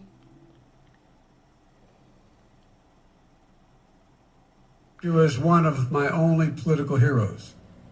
I've been saying, and Andy's heard me say it for years, I've two political heroes my entire life. When I started off as a 22-year-old kid in the East Side as the Civil Rights Movement, and got elected to the United States Senate when I was 29. I wasn't old enough to take office. And I have two heroes. Bobby Kennedy. I admired John Kennedy, but I could never picture him at my kitchen table. But I could Bobby. And no malarkey, Dr. King. Dr. King. And the fact is that, you know, I stand here at a critical juncture for the United States and the world, in my view. We're at what some of my colleagues are tired of hearing me saying, but we're at what we call an inflection point.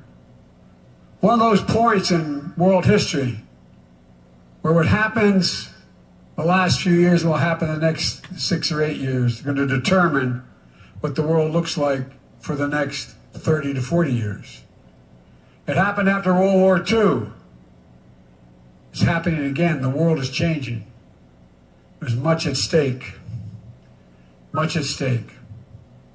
And you know, the fact is that this is the time of choosing. This is the time of choosing. Direct choices we have. Are we a people who will choose democracy over autocracy? Couldn't ask that question 15 years ago. We would have thought democracy was settled, not for African Americans, but democracy as an institutional structure was settled. But it's not. It's not. We have to choose a community over chaos. Are we the people who are going to choose love over hate? These are the vital questions of our time. Why is he talking to black people about love over hate? Think about it, guys. Think about why he's using this vital time to talk to black people about love over hate. He doesn't go to the white people and tell them that you're in a black church.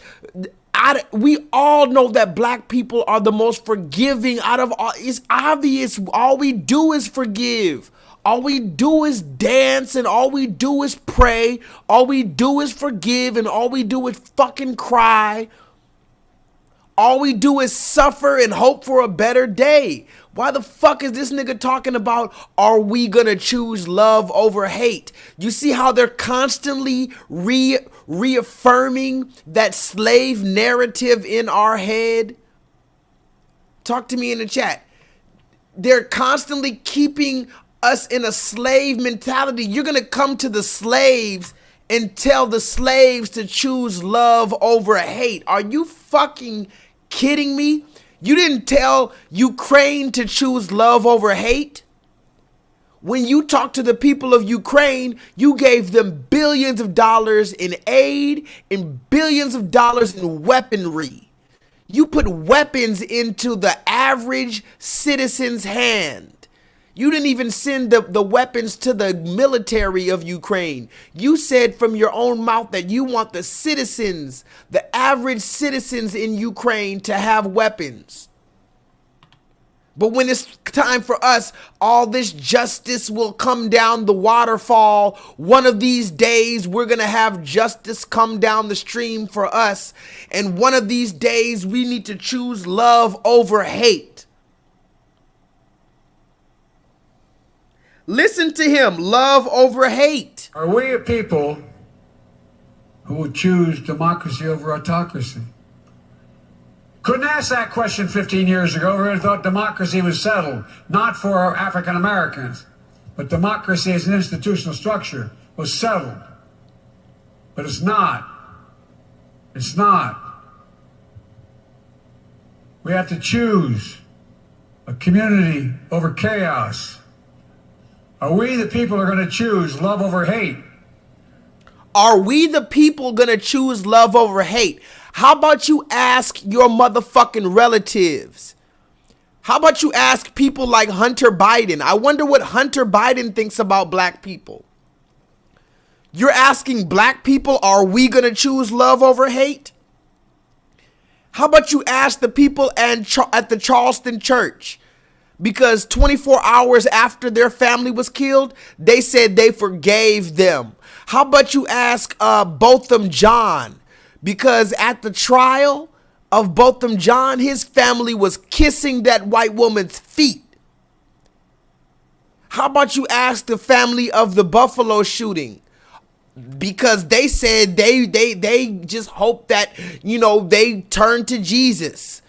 Every single time when it comes to black people, all we do is choose love over hate. But you want to come and lecture us and have the nerve to tell us that if we don't agree with you, we ain't black.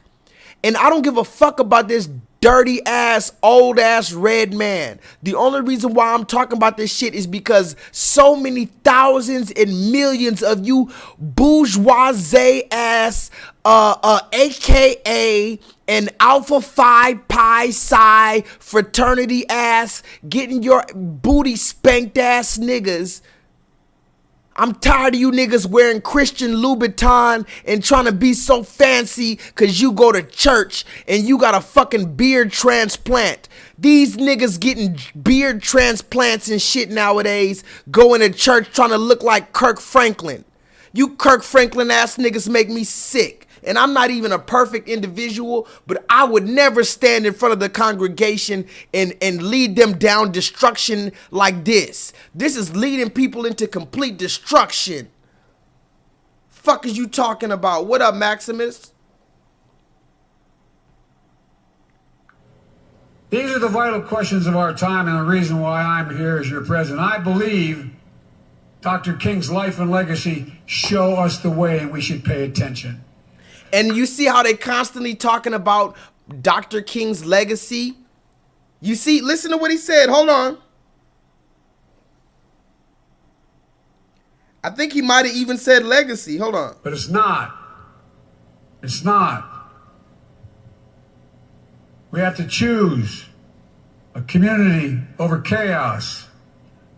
Are we the people who are going to choose love over hate? These are the vital questions of our time, and the reason why I'm here as your president. I believe Dr. King's life and legacy show us the way. You see what he said? I believe Dr. King's life and legacy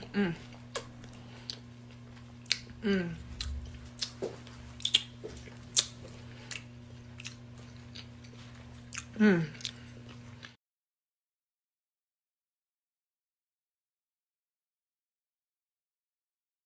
I believe they show us the way we gotta go.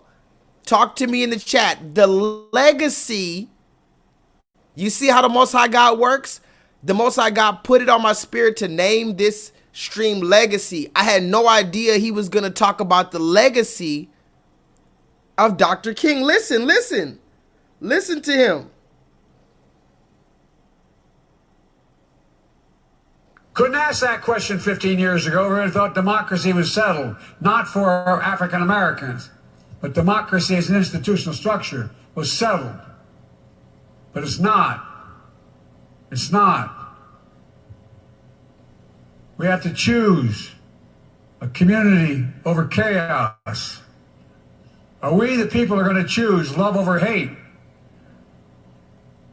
These are the vital questions of our time and the reason why I'm here as your president. I believe Dr. King's life and legacy show us the way and we should pay attention. I really do. He said, Dr. King's life and his legacy show us the way in which we should pay attention. But Dr. King said we should have reparations. Dr. Martin Luther King was born in a nation where segregation was a tragic fact of life. He had every reason to believe, as others of his generation did, that history had already been written, that the division would be America's destiny. But he rejected that outcome. He heard Micah's command to do justice, love mercy, and walk humbly. And so often, when people hear about Dr. King, people think of his ministry and the movement were most about the epic struggle for civil rights and voting rights. But we do well to remember that his mission was something even deeper. It was spiritual. It was moral. The goal of the Southern Christian Leadership Conference, which Dr. King led, stated it clearly and boldly, and it must be repeated again now. To redeem the soul of America. I'm not joking. To redeem the soul of America. I need you. What is the soul of America? Easy to say, but what is the soul of America? Well, the soul is the breath, the life, the essence of who we are. The soul makes us us. The soul of Now he's talking about the soul of America. Can somebody put that in the chat? The soul of America. I need you to remember that he's giving us all of these words, guys, meanwhile he's writing actual checks to Wells Fargo, Bank of America. He's writing checks for all these other nations of people. But to us, he's talking to us about the soul of America. And we need to choose love over hate. Do you hear that, black people? This man who said if you don't vote for him, you ain't black. He came back and told your nigga ass, you're not getting reparations, but you need to choose love over hate. You hear me? You better choose love over hate, motherfucker. Amen. So go get the fucking vaccine and stop being stupid, hoe! America is embodied in the sacred proposition that we're all created equal in the image of God. That was the sacred proposition for which Dr. King gave his life. The sacred proposition rooted in Scripture and enshrined in the Declaration of Independence. The sacred proposition he invoked on that day in 1963 when he told my generation about his dream. A dream in which we're all entitled to be treated with my father's favorite word, dignity and respect. A dream in which we all deserve liberty and justice. And it's still the task of our time to make that dream a reality because it's not there yet.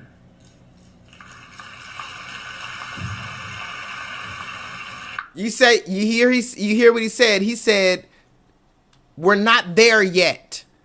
Can somebody tell me why we're not there yet? We're not there yet because you're treating everybody else with respect, but you're not treating us with respect, Joe Biden. Stop talking about the nation and the soul of America. How about you pick up your pen, you bitch ass nigga, and write us a check, you fuck nigga? Acting like you don't know what we're asking for. And look, I didn't say when we get the check that's gonna be the end of the story. I just said you better start writing a fucking check, you son of a bitch, before you talking about you don't or the heart of America. We don't give a fuck about that shit. The real grassroots, we're not sitting in Joel Osteen's and Creflo Dollar's church putting no tithes in them motherfucking offerings for you. Imagine me putting tithes and offerings into the collection plate and then they bring this bitch ass nigga out and nobody's asking him questions. To make Dr. King's vision tangible, to match the words of the preachers and the poets with our deeds. As the Bible teaches us, we must be doers of the word. Doers of the word.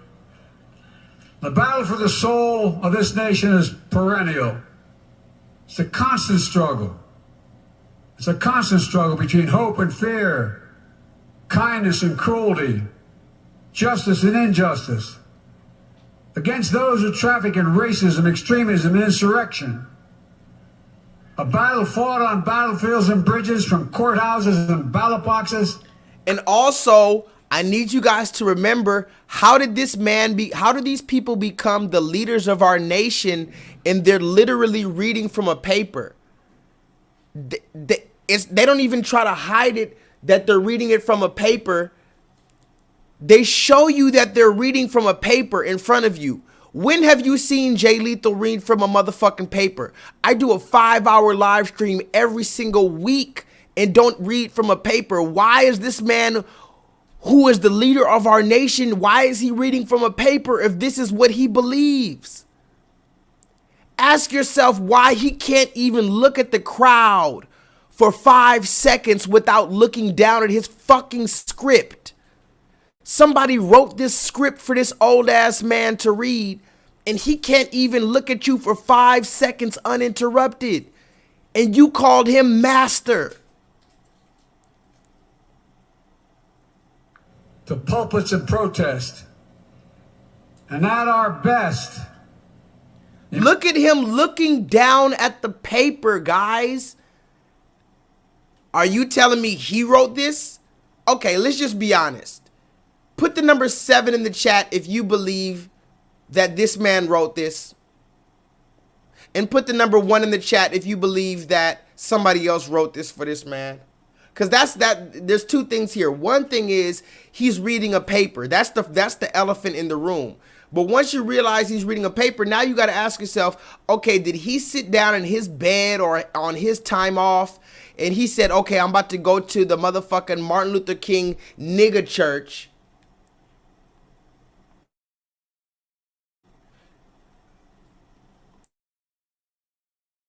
I'm about to go to the nigga church. And so I need to write this whole stream. Did he write this? Did he write this shit, or did somebody else write this for him? Everybody else said somebody wrote this for him. So not only is he reading a paper, but it's not even a paper that he wrote himself. But somehow he's the fucking leader of the free world. I just love the idea of exploring the unknown. And then there's other things that we just haven't figured out or discovered yet. To think about so much that's out there that we still have to learn. Like, I love that. I love that. And so I'm very excited about the Space Council. We're going to learn so much as we increasingly, I think, are curious and interested in the potential for the discoveries and the work we can do in space. So that's one of the things I'm most excited about. But the other, you guys are going to see You're gonna literally see the craters on the moon with your own eyes. Oh my goodness. With your own eyes, I'm telling you. Oh my God! Wow! Oh my God! American promise wins out. At our best, we hear and heed the injunctions of the Lord and the whispers of the angels. But I don't need to tell you. Listen to this nigga. He's talking about the whispers of the angels. Amen. So go get the fucking vaccine and stop being stupid, hoe. You hear this nigga? He's giving billions of dollars to the Ukraine, but then he comes to the black community. He's talking about the whispers of the angels. Listen. We hear and heed the injunctions of the Lord and the whispers of the angels. But I don't need to tell you. This is how you niggas keep on going to church for 40 years. You're talking about the whispers of the angels. Can somebody tell me what the fuck that means? Like, I'm not even trying to be J-Lethal right now. I'm not trying to be funny or nothing. What does it mean when you tell black people, as a white man who's been locking us up since 1994, that you hear the whispers of the angels? What the fuck does that even mean to my life? You, that we're not always at our best. We're fallible. We fail and fall. But faith and history teach us that, however dark the night, joy cometh in the morning. You hear it? You hear this type of shit? Right. Joy cometh in the morning. Do you see? Again, they want us to wait for the morning. Can somebody put that in the chat? Joy cometh in the morning. They want us to always be waiting and wade in the water. Somebody put that in the chat. Wade in the water. Because joy is going to come in the morning. Why do we have to wait for the morning for our joy, but the Asian community got the Asian hate crime bill? Why the fuck do we have to wait to the morning for our joy, but the Ukrainians got somewhat to the tune of $100 billion and counting as we speak? You're still writing fucking checks to the Ukraine. Matter of fact, I don't even think I talked about it, but the president of the Ukraine came over here to America with, did anybody see that? When the president of the Ukraine came over here to America in the White House and he was waving the flag, the Ukraine flag with the with Kamala Harris, asking for more billions of dollars.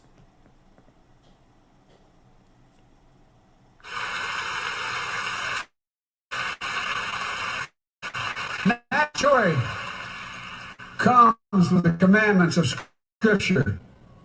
Love the Lord thy God with all thy heart, all thy mind, and all thy soul. And love thy neighbor as thy... You see, love thy neighbor and love...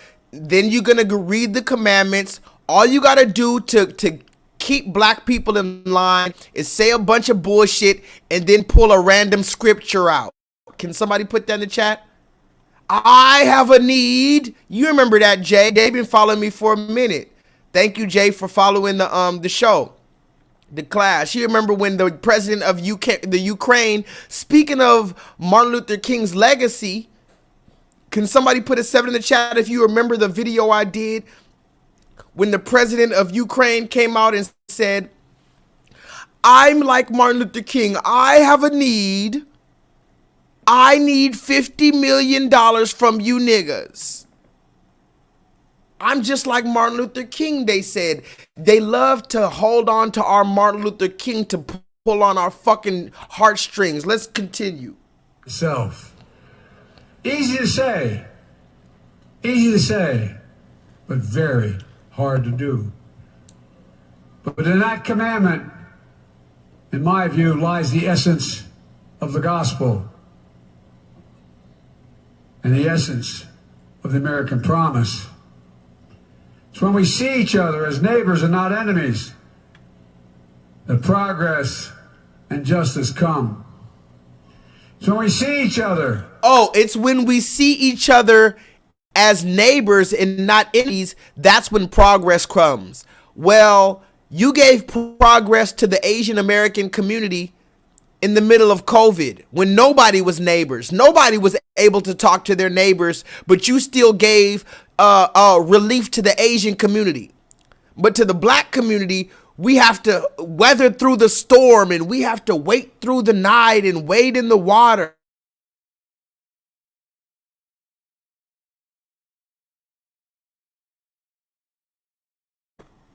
We have to wade in the fucking water when it's black people. Let's continue. As fellow human beings, as children of God, that we begin to walk the path of Dr. King's beloved community. A path his dream inspired and whose legacy propel us forward to this day. Here's what I learned in my life and my career along that path, as many of you have learned along your path. We're all imperfect beings. We don't know where and what fate will deliver to us and when. But we can do our best to seek a life of light and hope and love and, yes, truth. Truth. That's what I try to do every day, to build the future we all want. We're reminding ourselves that nothing is guaranteed in our democracy. Nothing. Every generation is required to keep it, defend it, protect it, to be repairers of the breach. And to remember that the power to redeem the soul of America lies where it always has lay, in the hands of we the people. We the people.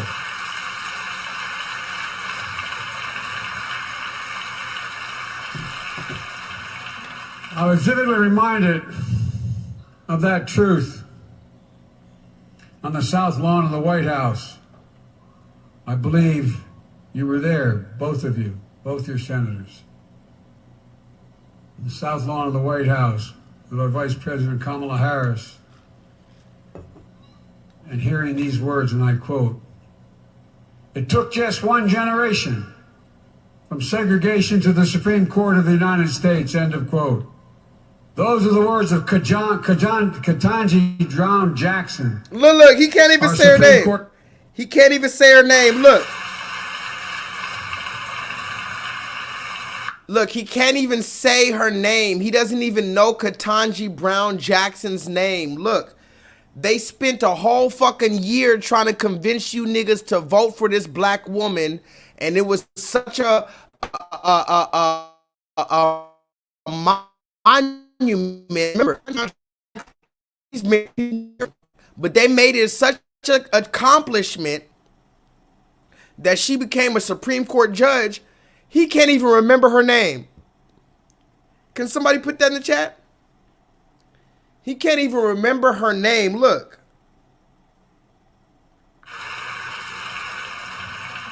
I was vividly reminded of that truth on the south lawn of the White House. I believe you were there, both of you, both your senators. On the south lawn of the White House with our Vice President Kamala Harris, and hearing these words, and I quote, "It took just one generation from segregation to the Supreme Court of the United States," end of quote. Those are the words of Ketanji Brown Jackson. I was rooting for you. We were all rooting for you. How dare you? Learn something from this.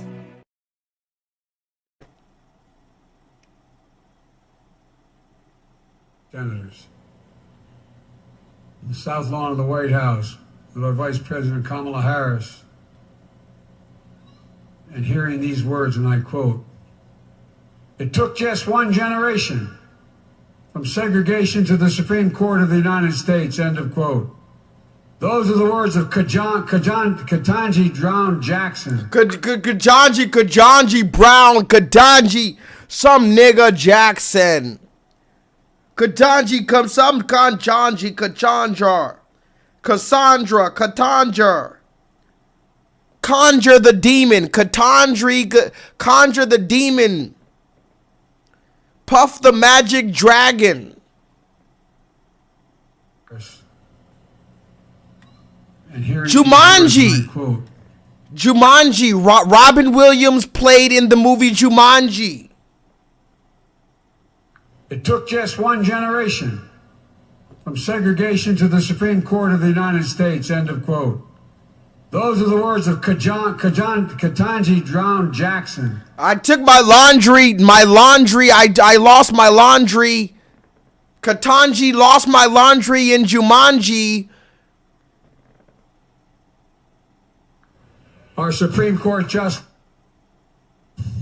of that truth on the South Lawn of the White House. I believe you were there, both of you, both your senators. On the South Lawn of the White House with our Vice President Kamala Harris,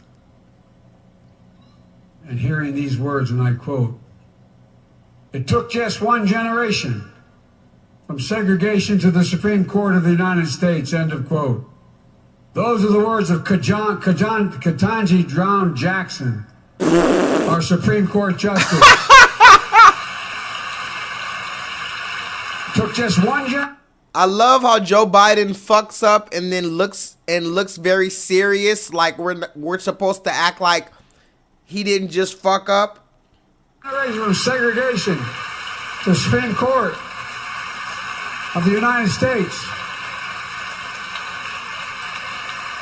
Look, they're standing up in the back. Look, they stood up.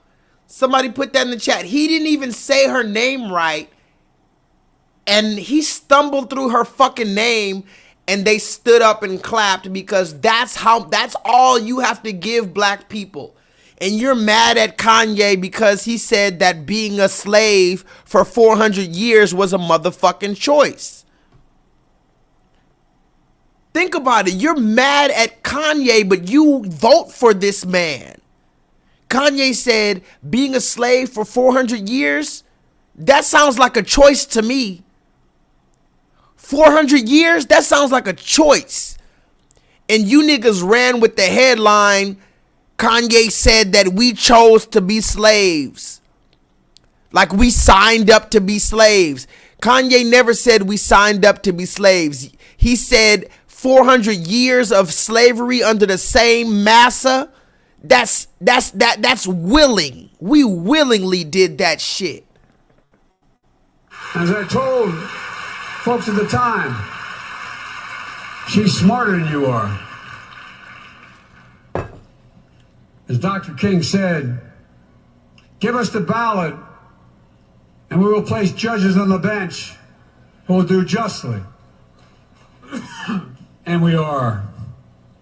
That's the promise of America, where change is hard but necessary. Excuse me. Here he goes with the coughing. Here he goes with the coughing again. Here he goes with that coughing again. But it's always possible. And the things do get better on our march toward a more perfect union. But at this inflection point, we know there's a lot of work that has to continue on economic justice, civil rights, voting rights, on protecting our democracy. And I'm remembering that our job is to redeem the soul of America. You see how he keeps talking about the soul of America? What is the soul of America? You came here. Let's just run it back just in case you got dementia or Alzheimer's. You came here, you diseased everything, you took over, you called it manifest destiny, and then you've been the devil that the Bible speaks of ever since. What the fuck are you talking about, the soul of America? You see how they keep on trying to play on this soul of America thing, like America has some type of soul? America is Babylon, period. America has never been anything but Babylon. And you talk about the soul of America, and listen to how he keeps telling black people we need to choose love over hate. I need you to see how this man is the devil. He's giving billions of dollars to the same people who hate you. You know how many racist people are in the Ukraine? You know how many racist people are in the Asian American community? You know how many racist people are in the LGBT community? But he gives billions of dollars to every single demographic that hates your black American guts. And then he comes and tells you niggas, hey, you know, I used to go to a black church back in fucking 1950. And you know, if you don't vote for me, you ain't black. Oh, and by the way, you need to choose love over hate because we voted in Kutanji, Juju, the coochie. He basically called this woman a coochie. Her name is Ketanji Brown Jackson, and I don't even like that woman. But I can remember that name. How the fuck do you not remember the name? And you spent a whole year and a half trying to convince black people to vote for this bitch. Even I remember her name is Ketanji. You called this woman a coochie. Look,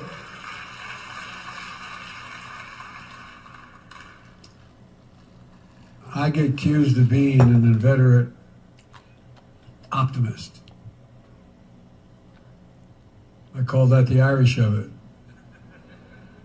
We're never on top, always stepped on, but we are optimistic. Like Dr. King was optimistic. Here he goes again. He wants us to be optimistic. Maximus Royalty. Do you see how this bitch ass nigga, instead of giving us a piece of the pie, he wants us to be motherfucking optimistic? Talk to me. He's telling us to be optimistic. Folks, as I said, progress is never easy. Progress is never easy. Redeeming the soul of the country. Progress is never easy. But you gave billions of dollars. That was easy.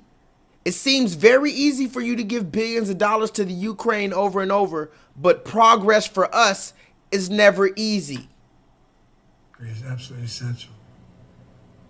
I doubt whether any of us would have thought, even in Dr. King's time, that literally the institutional structures of this country might collapse. Like we're seeing in Brazil, we're seeing in other parts of the world.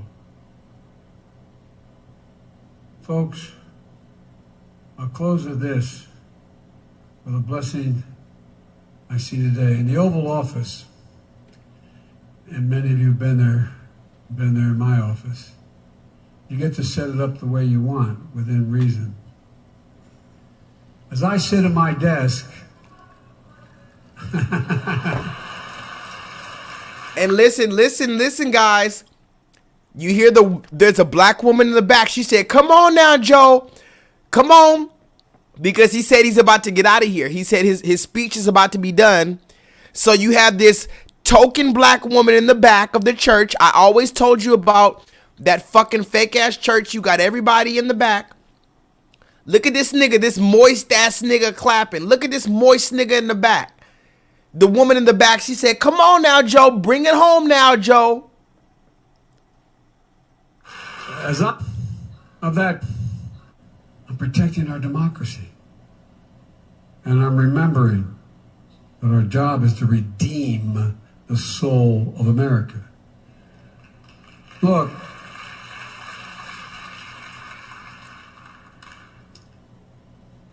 I get accused. Right. Exactly. That Hercules, exactly, Infinite Charms, that Hercules spirit. You know what I'm talking about? That fat ass Negro black woman. Hercules, that spirit. But whatever happened to the black woman giving the black man that Hercules? Black women don't even give the black man Hercules no more. She tells the white man, she calls white man Hercules. Talk to me in the chat. I don't think you heard me. You remember that movie, The Nutty Professor, where the black woman was talking to the black man? She said, "Ooh, you so strong, Hercules, Hercules, Hercules." Now the fat black woman is telling that to Joe Biden.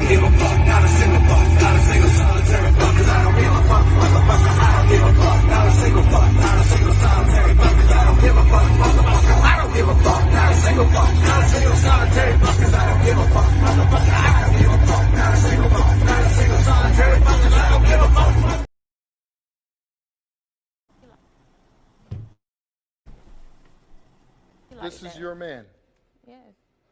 Look at the screen. The white man is the devil, the Bible speaks of.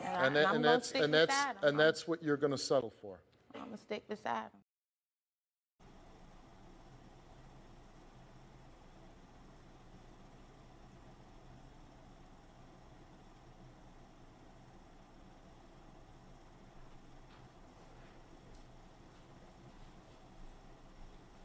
Talk to me in the chat, y'all. We about to get out of here. Joe Biden's almost done talking. I told you I wasn't doing a whole class tonight.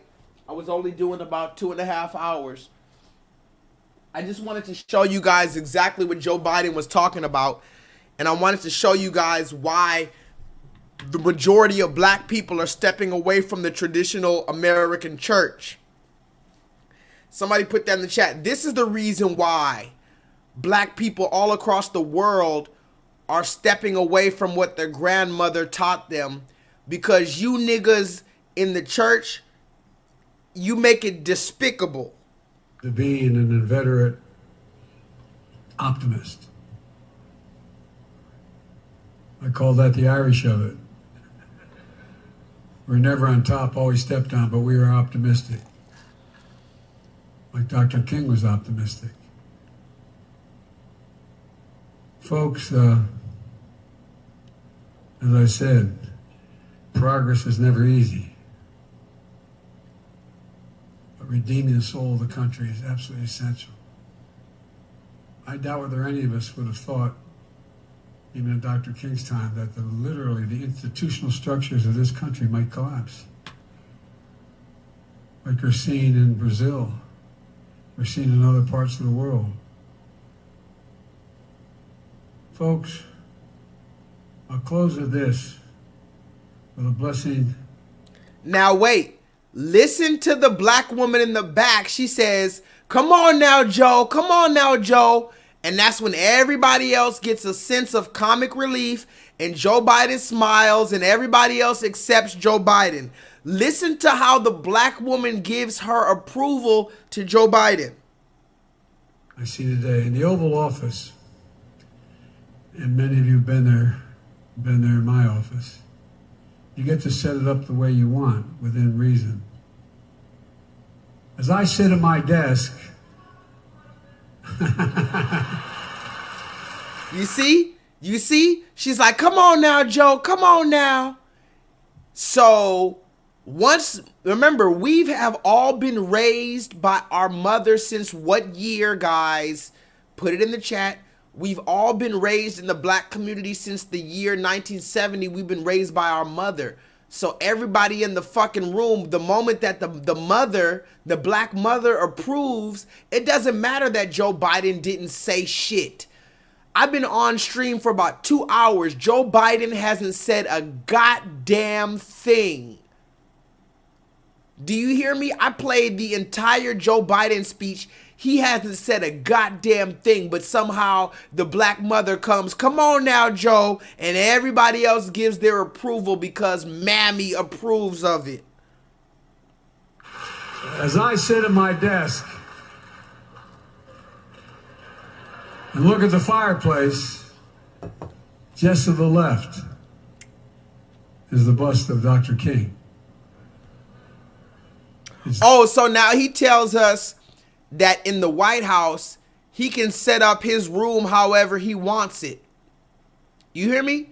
This white man says in the White House, we can set up our room however we want it. So right next to my fireplace, I have a picture of Dr. Martin Luther King. Did you hear me? Oh my God! Wow! Oh my God!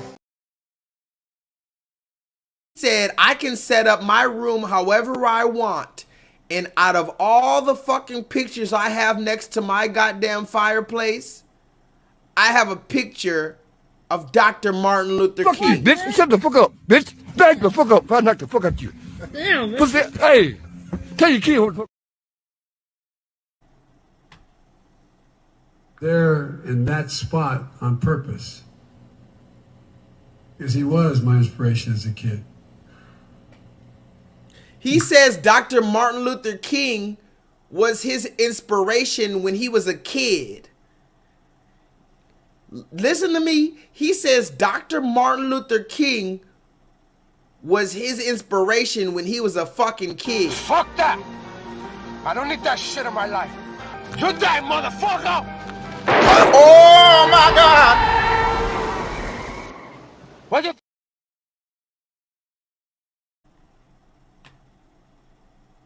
Does know where we should go. I ran for 3 reasons. I said I wanted to restore the soul of America. I wanted to rebuild this country from the bottom up and the middle out. And I wanted to unite it.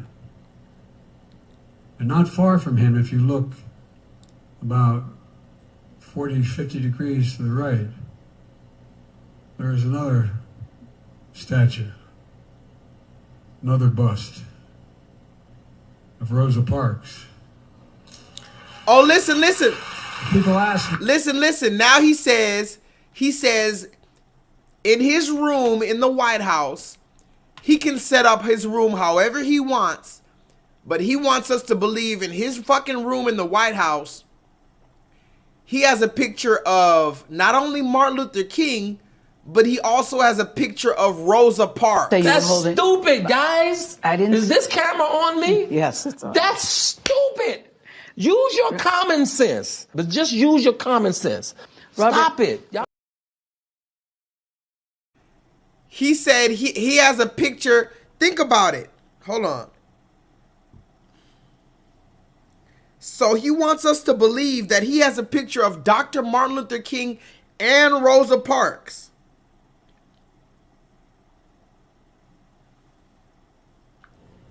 Where we should go. I ran for 3 reasons. I said I wanted to restore the soul of America. I wanted to rebuild this country from the bottom up and the middle out. And I wanted to unite it. And not far from him, if you look about 40, 50 degrees to the right, there is another statue, another bust of Rosa Parks. People ask me. Whoa, hey, why are you insulting my intelligence? Are you serious?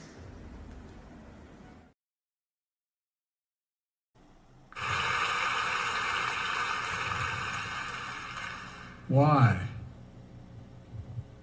I say, I put in my words. She just say, I've had enough. I've had enough.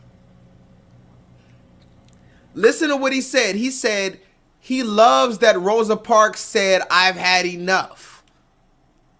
Somebody put that in the chat. He said the reason why he has a picture of Rosa Parks in his room is because she said, I've had enough. What the fuck?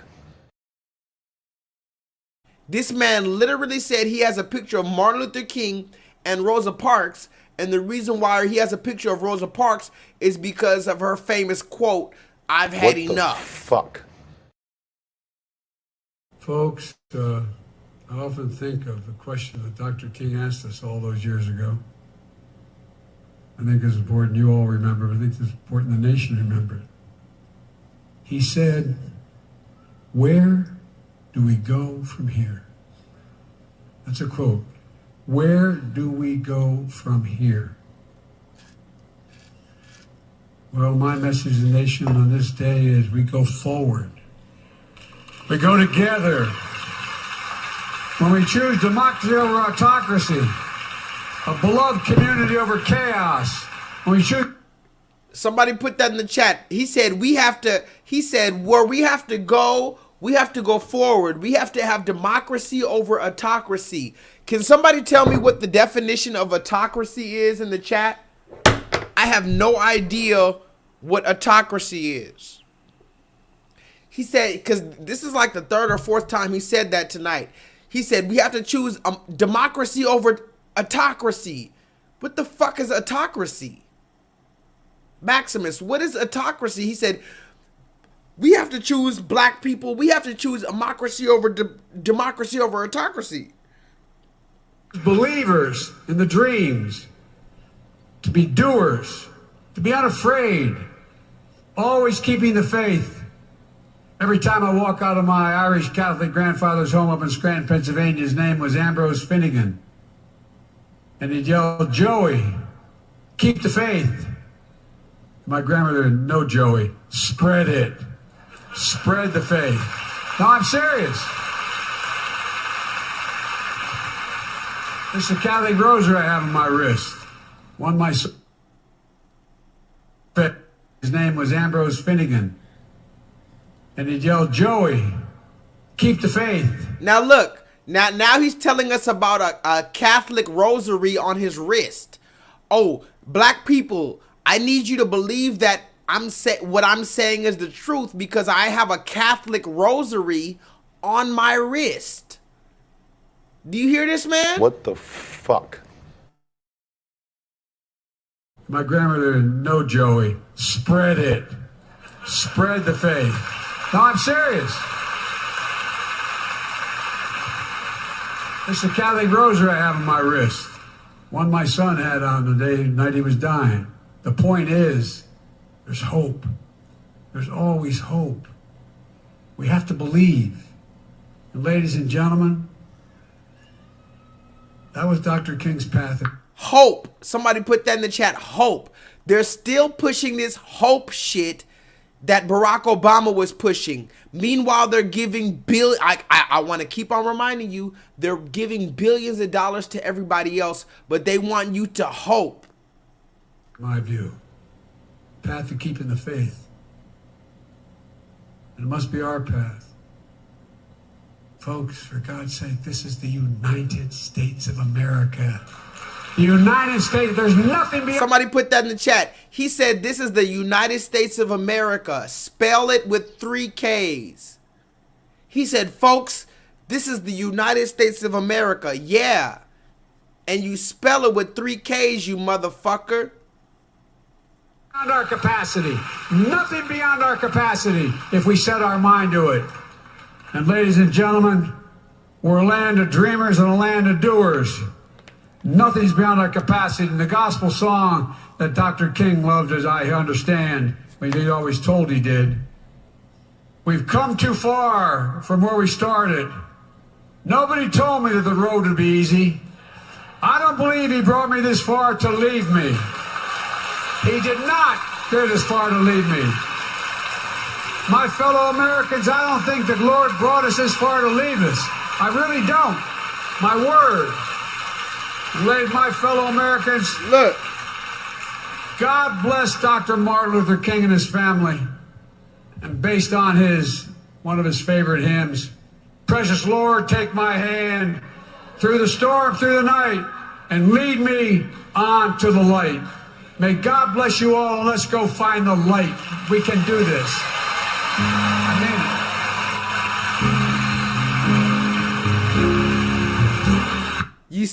You see why I stopped going to church. Put a 7 in the chat if you see why we stopped going to church. He didn't say anything, and then he just said a bunch of bullshit, and everybody else just started standing up and clapping. Where are you going?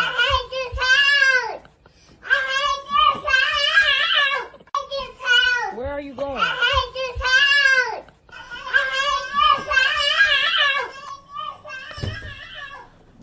So talk to me in the chat. Hold on, let me refresh this page real quick. Let me refresh the page.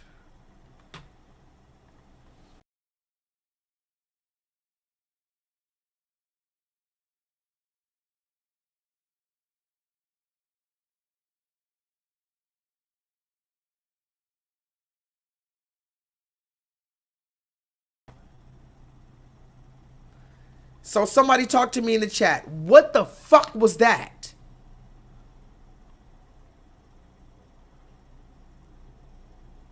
What the fuck was that, guys? Huh? Talk to me. What was that? What was that bullshit? I'm about to get out of here, guys, because I told you I wasn't going to do a whole stream tonight. It wasn't even supposed to be a whole stream. I wasn't even going to do a stream tonight. I said I want to dedicate an entire fucking stream to this shit, because I didn't want to talk about this on the class, and I felt like I had to rush the shit. I wanted to give you guys the full experience. Now, mind you, my name is Joshua. I was born in the church. I was born in the church. As all black people were raised in the fucking church, I was raised in the church. I had to step back and say, this is theatrics. This is a fucking theater. Welcome to the theater. This is a fucking theater that we have going on in the black church. A bunch of bullshit, a bunch of nice clothes, a bunch of big hats, nice cologne, a bunch of big expeditions and big Mercedes Benz, but no fucking truth, no fucking accountability, no fucking fire for Babylon. I'm tired of that shit. I'm not going through that shit. I'm not going through that shit. You the same niggas that closed down the church when the white man told you it was COVID time. Do you hear me? The white man told you it's COVID time. Fuck the Mighty Morphin Power Rangers, by the way. You remember the Mighty Morphin Power Rangers? Put a 7 in the chat if you remember the Mighty Morphin Power Rangers. They got some new, they got a 30th anniversary. If you didn't feel old enough, they got I believe it's a 25th anniversary or a 30th anniversary for the Mighty Morphin Power Rangers coming out on Netflix. They got the old ass Blue Ranger. The Blue Ranger is old as fuck. The Red Ranger is old as fuck. The Green Ranger is dead.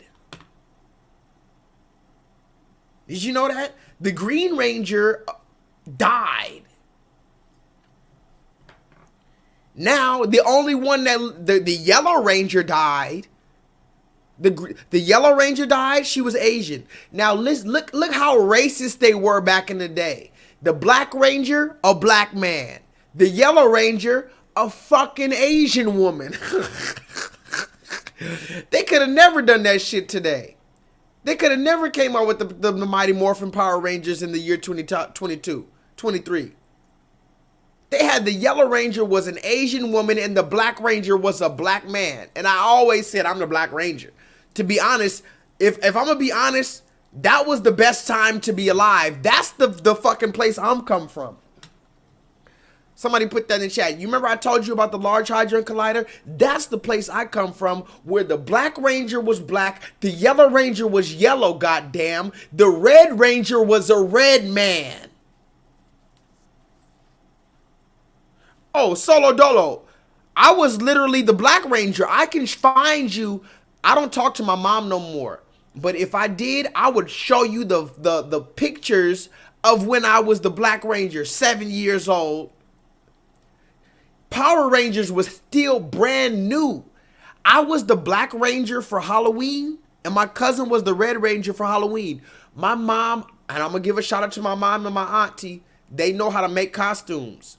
My mom and my auntie made costumes from scratch. The Black Ranger, I won. I was Sub-Zero from Mortal Kombat. I had Sega Genesis. Come on, Solo Dolo. I had the Sega Genesis. That was my first console. I had the Ninja Turtles game on there. I had Earthworm Jim. Does anybody remember the game Earthworm Jim? Don't make me bring it back. I'm literally that nigga. I'm the old school nigga. I'm one of the last old school niggas on earth, Walt Disney. Imagine when they come for J-Lethal and they finally try to take J-Lethal out the game. I have some real memories before the fucking digital age.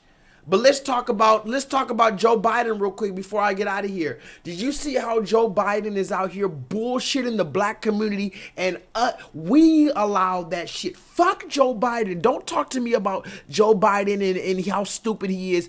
Talk to me about all these 30-year-old. There was some 30-year-olds in that church. Most of them was 40 and 50. I'll give it to you. But there was some 30-year-olds. There was some 20-year-olds in that goddamn church.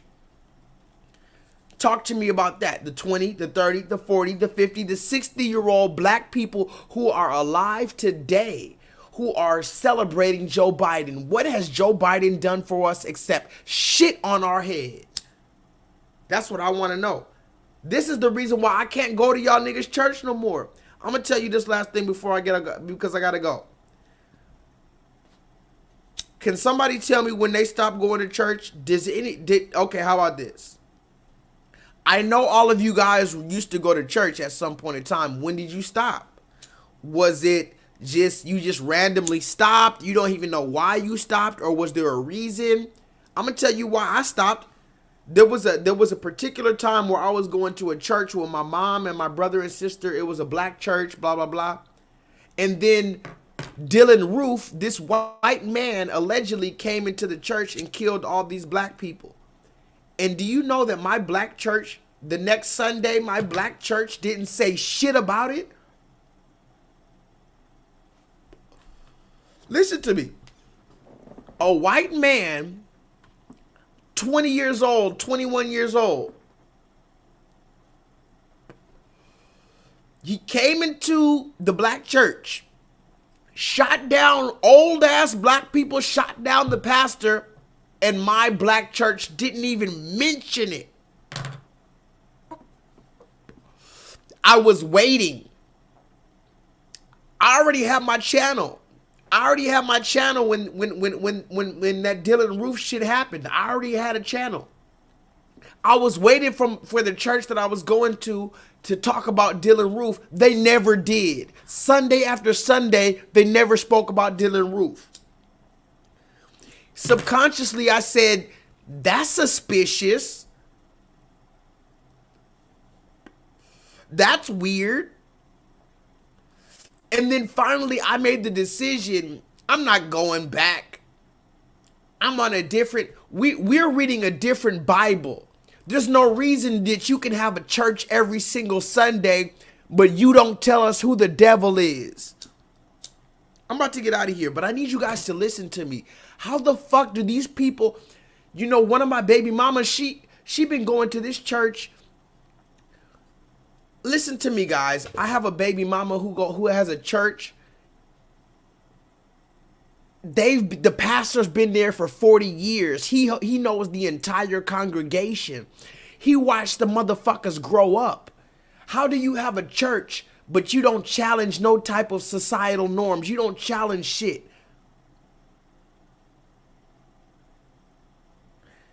The question is, with the church, who is the devil? How do you have a church, but you don't call out the devil? Tell me who the devil is. Name somebody. Show me something that is demonic in 2023. How about that? If you want me to come to your stupid ass church, you show me something that's happening in 2023, TikTok or video games, whatever you want to call it, Harry Potter. At least in the 1990s, they was calling out Harry Potter. They were calling out rap music. They were calling out this and that. What do they call out in 2023? Nothing, because everything is a fucking commodity. Everything is for sale. Listen to me, guys, because I'm about to get out of here. I need you guys to listen to me. I told you I'm not doing 5 hours. Listen to what I'm saying. Everything is a commodity.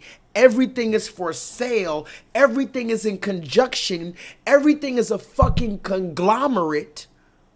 Everybody is a fucking business partner. Everything is a fucking business venture. So the church can't tell you to drink water because they have a partnership with Pepsi. I just spit that shit right there that I just spit. I'm going to say it one more time, but what I just said, that was some of the most fire shit you've ever heard in your life. Yeah. You can't make this shit up, people. You cannot make this shit up.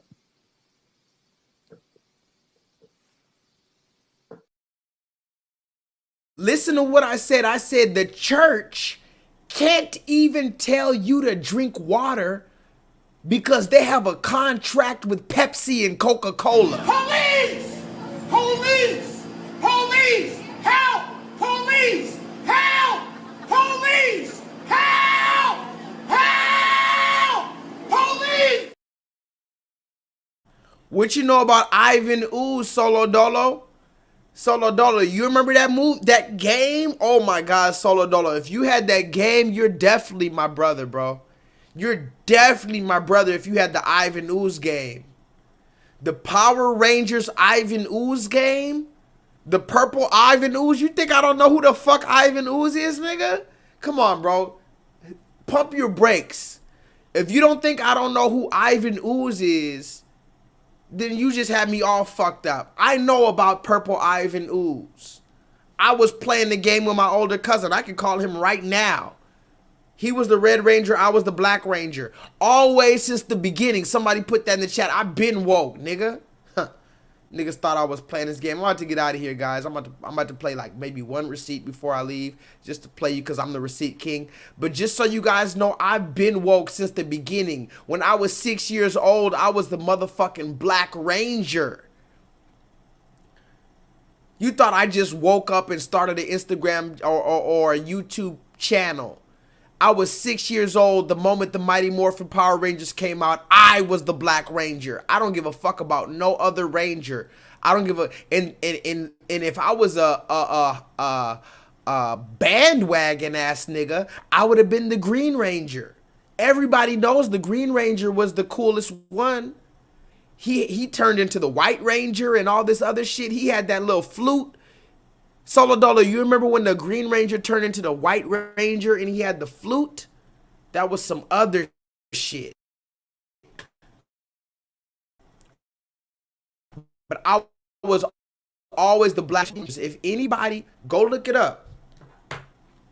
The Mighty Morphin Power Rangers are coming out with a new fucking show. A one-time show to commemorate it because the Green Ranger just died. This is how old we are, guys. All praise be to the Most High God that we were old enough to see the original Power Rangers and we saw the Power Rangers grow up. Hold on.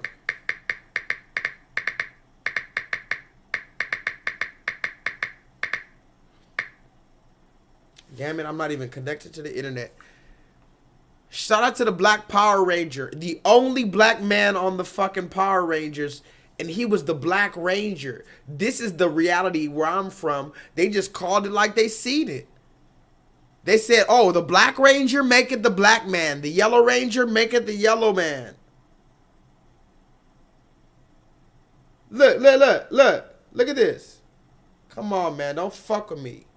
Where's my internet? They're not going to play me my internet. Look. Look how old these niggas are, dog. Look how old okay, wait a minute. Now remember, black don't crack, so the Black Ranger, he still looks good. But look at the Blue Ranger, dog. Wait a minute, Solo Dolo. This is only for the people who remember what the fuck I'm talking about. Bro, look at the Blue Ranger.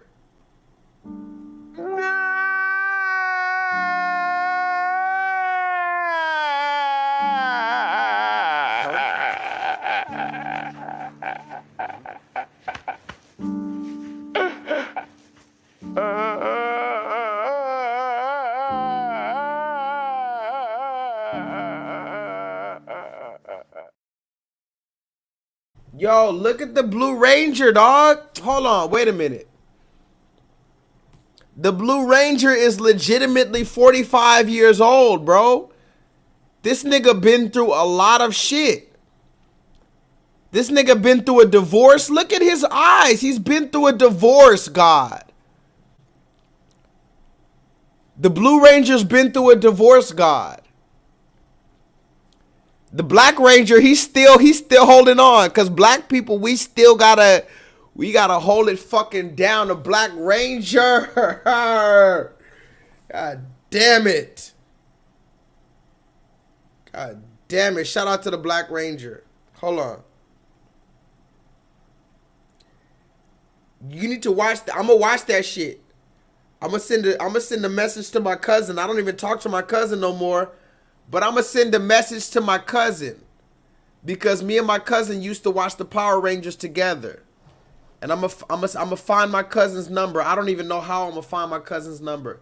I don't even talk to the family no more. Oh shit. Hold on.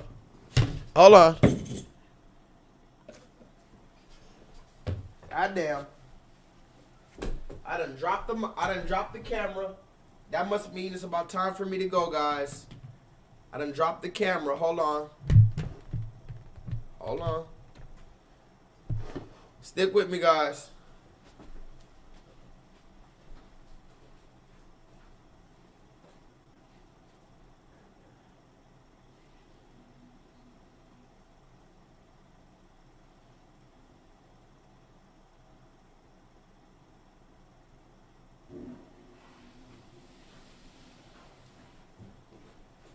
All right, y'all. I'm about to get out of here. The next 20 minutes, I'm gone. I'm gone in the next 20 minutes, guys. Thank you guys for sticking with me. But I might try to find us. I might shout out my cousin. Shout out to my cousin Ian. I haven't talked to you in a long time, bro. The family is crazy. Ian. Shout out to my cousin Ian. He is basically like my big brother. Haven't talked to him in a long time. The family's crazy, and I felt like we just got caught up in the sauce, bro. We just got caught up in the sauce. But Ian, I love you, my brother. I love you. I love you, Ian. You're my big brother for sure. You're my first big brother. Funny story about my cousin Ian. My grandma is from Costa Rica, so Ian is very light-skinned, and his mom is very light-skinned. And Ian, he has green eyes, he's light-skinned, but he's my cousin. He's my mom's sister's brother. No, my mom's sister's son is Ian. Shout out to Ian. I love you. We've been through a lot. Haven't talked to you in a long time. I just feel like family politics got in the way. But I do love you. And I'm going to try to find your number to send you a picture of the Mighty Morphin Power Rangers. Because when we were young, I was 6 years old and Ian was about 8. And Ian came and told me, hey, there's a show. Ian used to always tell me everything. He said, hey, listen, Josh, there's a show called the Mighty Morphin Power Rangers, and we're going to watch it. It's going to come on at 7 o'clock in the morning at this time, da-da-da. You and me are going to watch this show called the Mighty Morphin Power Rangers. It's a brand new show coming out.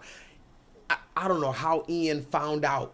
This was, do you hear me? Ian knew about the Mighty Morphin Power Rangers before it came out. He said, we're going to watch it on the premiere.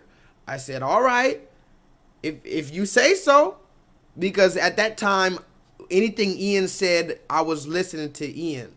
So Ian told me, we're watching this Mighty Morphin Power Rangers. And I said, okay. And I was the Black Ranger, and he was the Red Ranger. So I'm going to send him a picture of that and tell him to watch the thing. Because you know, it's a beautiful time to be alive, man. This picture right here proves to me that it's a beautiful time to be alive. Can somebody put that in the chat? This is a this is God showing me how time moves. This is how time moves, guys. It's a beautiful time to be alive. The Blue Ranger is old as fuck. The Blue Ranger has been through a goddamn divorce. The Blue Ranger has been in a fucking bar fight. This nigga took ayahuasca in the desert. This nigga probably tried some bisexual shit in college. This man's been through some shit, bro. This is not the same Blue Ranger. Somebody put that in the chat. This is not the same Blue Ranger we remember from the Mighty Morphin Power Rangers from the 1994. But they came back together to make a sequel just for us old niggas in the chat, man. It's a beautiful time to be alive, man. Listen. You know how beautiful it is to be alive?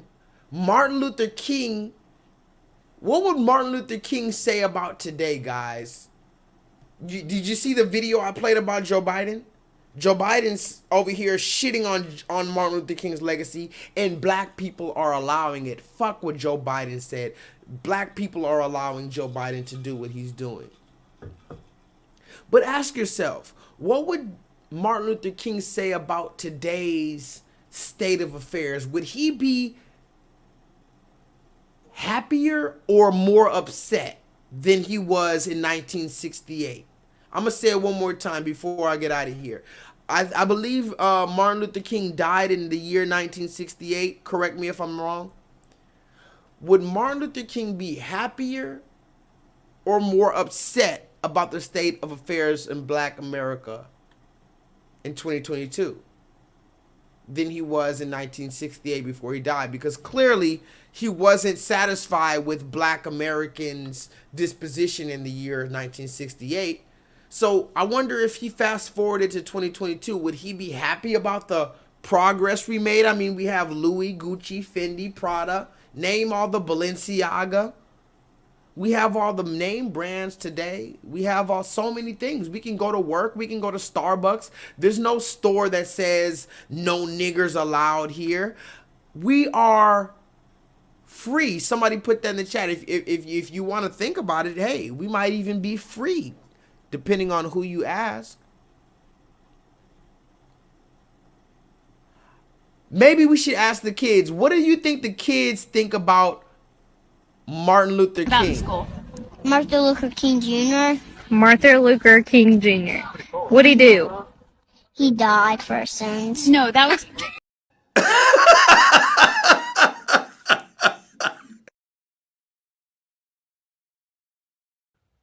Yeah, man. About in school. Martin Luther King Jr. Martin Luther King Jr. What'd he do? He died for our sins. No, that was...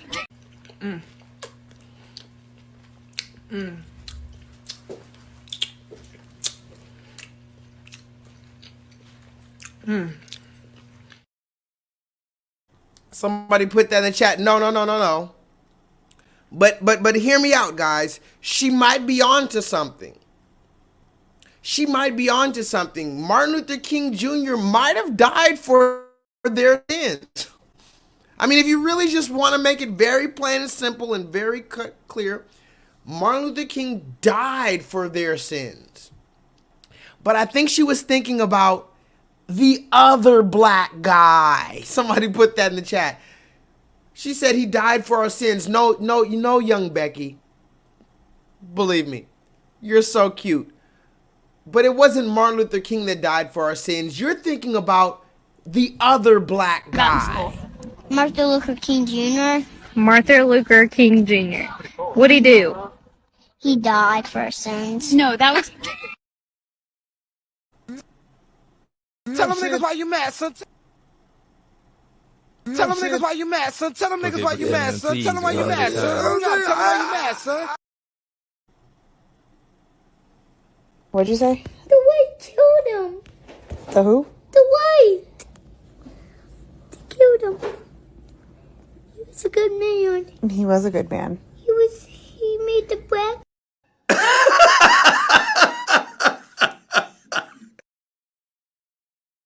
What'd you say? The white killed him.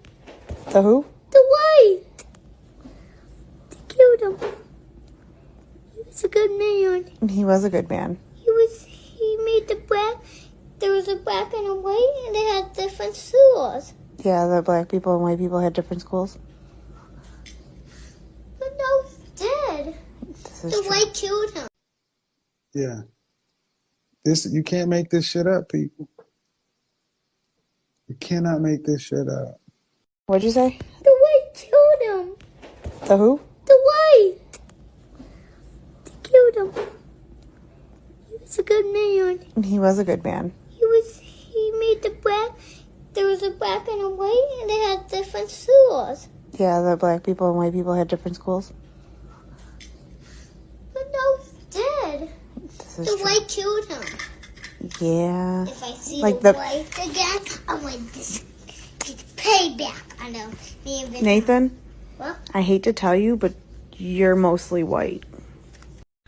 Hey, do you ever wonder, like, what is going on? I mean, like, do you ever, like, wake up or do something and you're just like, what the fuck is going on? What'd you say? The white killed him.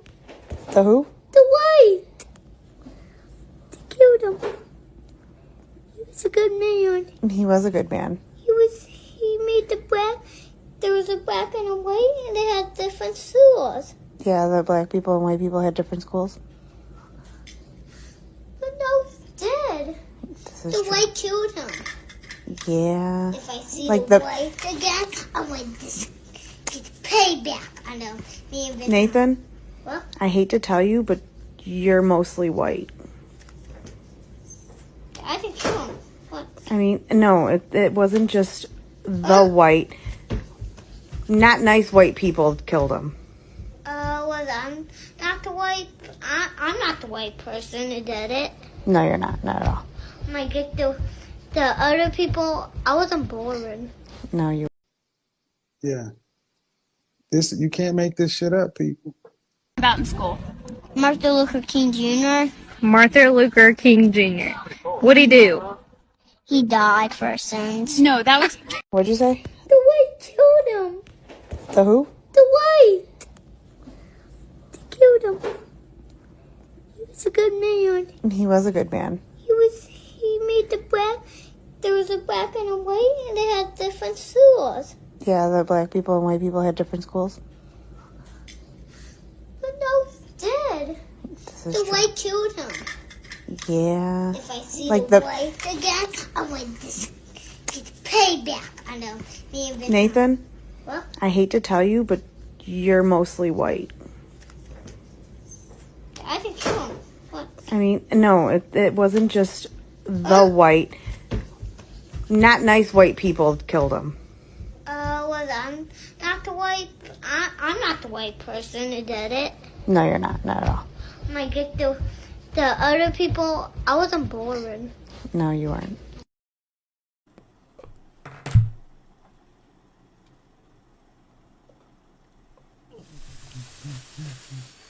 You see, he immediately felt bad for his ancestors. Somebody put that in the chat. Now think about this. The little red boy, he knew right from wrong. And then immediately he knew his family was on the side of the people who did wrong. So he tried to dissociate. I wasn't the one who did it. You see how the little boy even does? This is what the grown-up white people do. I never did it. They don't know how to properly denounce their ancestors' wrongdoings. The young boy said, oh man, Martin Luther King was a good man. But the whites came and killed him. And then his mom said, well, you're white. He said, well, oh my God. He said, well, I wasn't part of that. And it's true. He wasn't a part of that. Let's just be very honest. This little boy had nothing to do with that. And we see from his spirit that he knows right from wrong. So the question remains, what is black? And do we really think that all white people are the devil? When you see a little boy like that, is that little boy the devil? Even though he said, hey, look, it wasn't me though. What'd you say? The white killed him. The who? The white. They killed him. He was a good man. He was a good man. He made there was a black and a white, and they had different schools. Yeah, the black people and white people had different schools. But no, he did. The white killed him. Yeah. If I see Like the the white again, I'm like, this gets payback. I know. Me and Venmo. Nathan, What? I hate to tell you, but you're mostly white. I think so. What? I mean, no, it wasn't just the white. Not nice white people killed him. Was I'm not the white. I'm not the white person who did it. No, you're not. Not at all. I get the other people. I wasn't born. No, you weren't.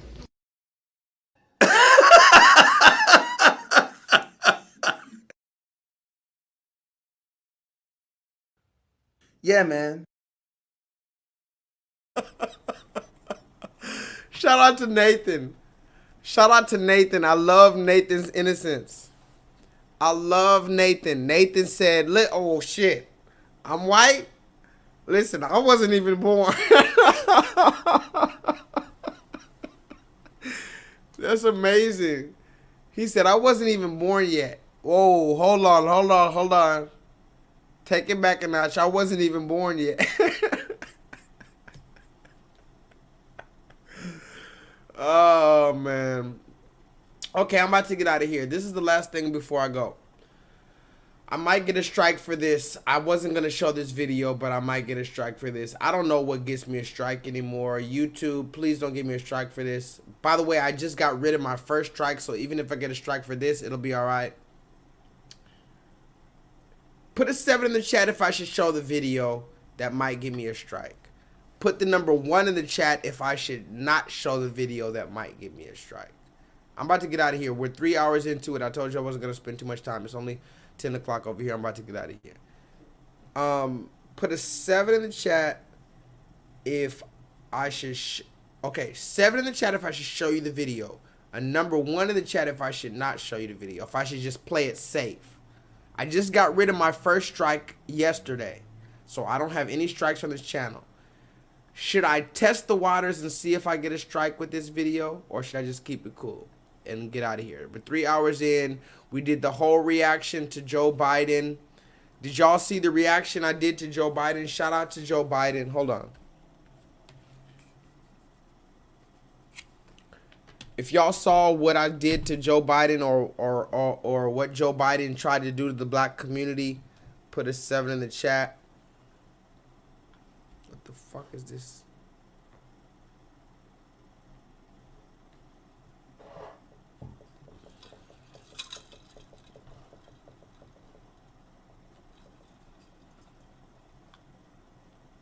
Let me see what you guys have to say.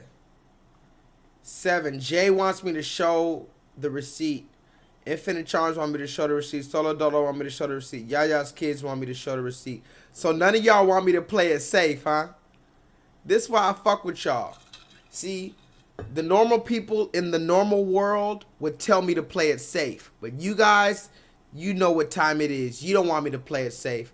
So just to make sure I'm correct, put a thumbs up if you want me to show you this next video that might get me a strike.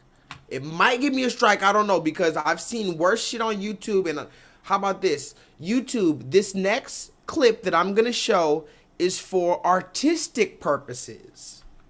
How about that, YouTube? This next clip that I'm going to show you is for artistic purposes. Completely artistic. Okay? Don't try to put a bind on my body. But since this has nothing to do with anything, I just wanted to show you guys what are we thinking about this? And it's not even that big of a deal. This video is not that big of a receipt. I just wanted to show you guys. What are we thinking about this? Okay. Thank you so much. That is how they treat you here at St. Laurent. I am so excited. Anthony, I love you.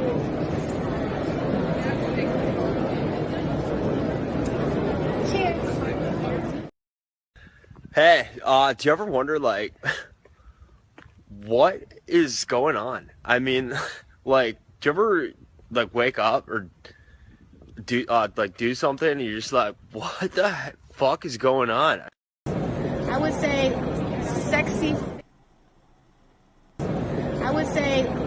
sexy fares, nonchalant, bougie, badass, but also very, very sharp.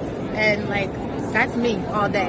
I love to be naked. I love sex appeal. I love my body. I love to show it off. So like, Saint Laurent is for me. Period. You know, one day I feel like I'm gonna have to look in the mirror and like take accountability for my actions and realize that I am the toxic one. Maybe I am the problem. But not today, bitch, because it's never me. It is always the man, ladies. Remember that. We are never wrong.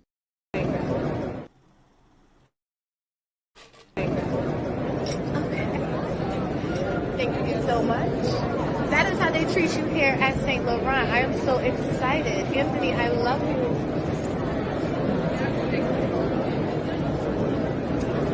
Cheers. I would say sexy, fierce, nonchalant, bougie, badass, but also very, very sharp. And like, that's me all day. I love to be naked. I love sex appeal. I love my body. I love to show it off. So like, Saint Laurent is for me. Period.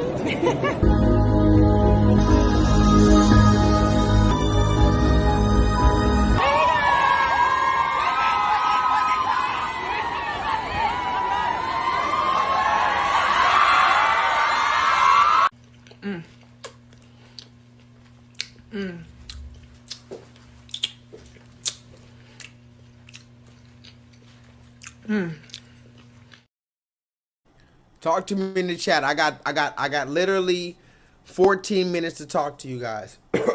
14 minutes that I'm gone. The question of the evening is it okay, normal, or appropriate for a woman in America to show her nipples in public? Again, I know it's going to be a big old thing about you should mind your business. See, I'm going to tell you the number one answers that you're going to say before you even say it. You're going to say, men show their chests all the time. So why can't women show their chests? Here's another thing you're going to say. Women were wearing their breasts out in Africa, so we should be able to wear our breasts out in America. Therefore, you are the perverted one. It's because we have perverted the breast that you are shaming the breast. You are perverted for even talking about the obvious breast. Now, mind you, this woman right here, she's not the thickest woman, so she doesn't have the largest breasts. But let's just imagine the same outfit on a woman with a double D size breast. And I've been talking to you about this type of thing. Ban the yoga pants and all this type of shit. The women showing their titties in public. I told you I like it. But the reason why I'm trying to bring some type of halt to it is because they're trying to abuse it. So again, I'm going to ask you guys before I get out of here, I'm just going to throw you guys a curveball. Is this normal, appropriate, or okay? Normal, appropriate, or okay for a woman to show her breasts in public like this? And imagine if, let's just say, they're double D breasts. I would say sexy, fierce, nonchalant, bougie, badass, but also very, very sharp. And like, that's me all day. I love to be naked. I love sex appeal. I love my body. I love to show it off. So like, Saint Laurent is for me. Period.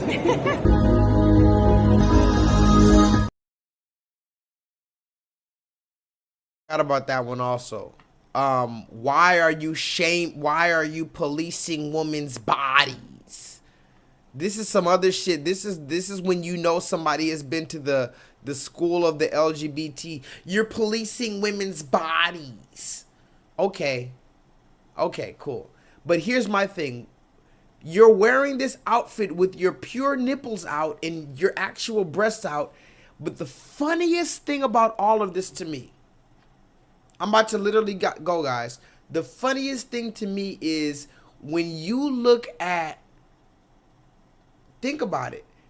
You have your breasts out, but the moment that I look at your breasts as a heterosexual black man, when I look at your breasts, Now I'm the pervert. This is a sick Negro.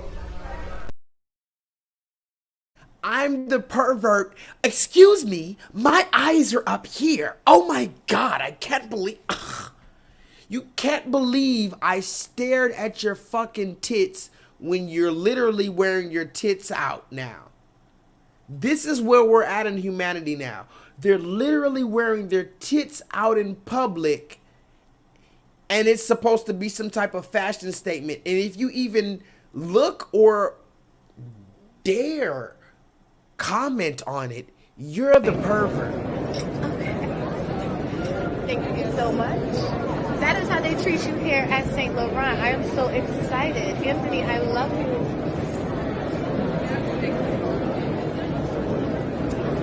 Cheers. I'm going to tell you one last thing before I get out of here. These same women that wear those outfits, when they see a black man like myself, they cover that shit up. You can do all that shit you want, baby girl. All that.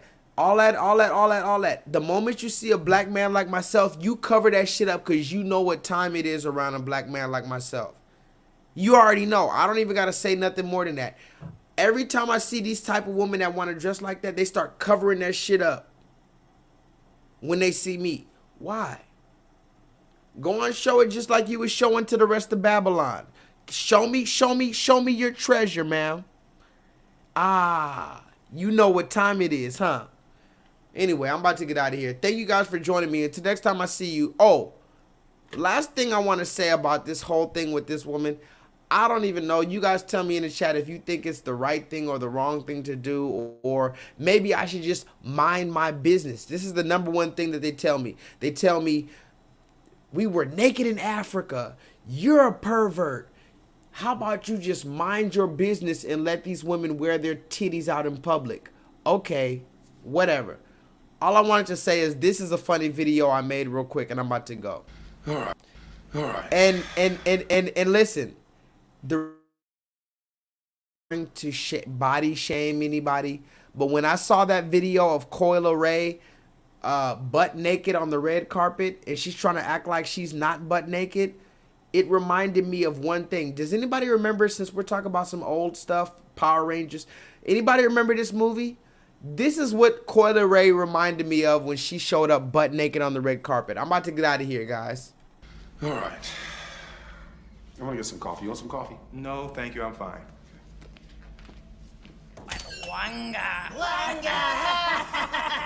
How you doing, fellas? Okay. That's not decaf, is it? Viennese cinnamon. Oh, don't tell me we only got that powder stuff for cream again. I hate that stuff. No, the Greek is a tuaca. Good. Well, don't work too hard. Thank you so much. That is how they treat you here at St. Laurent. I am so excited. Anthony, I love you.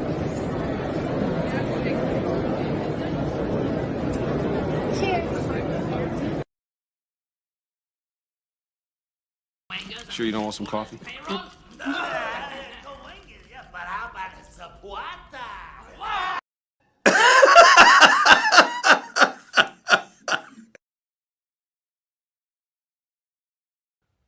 Yeah, man. Anyway, guys, I'm about to get out of here. Thank you. I wasn't even supposed to come and join you guys tonight, but I had a little extra time, so I figured I'd come and spend some time with you guys. Thank you guys for joining me. I love you, appreciate you. Maybe go watch back this stream. I know we had a little fun tonight, but go watch back the stream when if I don't get this, if I don't get deleted or if I don't get suspended. Hopefully they didn't suspend me for showing that. But they showed worse on YouTube. They have actual nipple, they have breast reduction surgery, breast augmentation surgery on YouTube. You can see nipples on YouTube, so I don't know why I would get deleted, but thank you guys for joining me.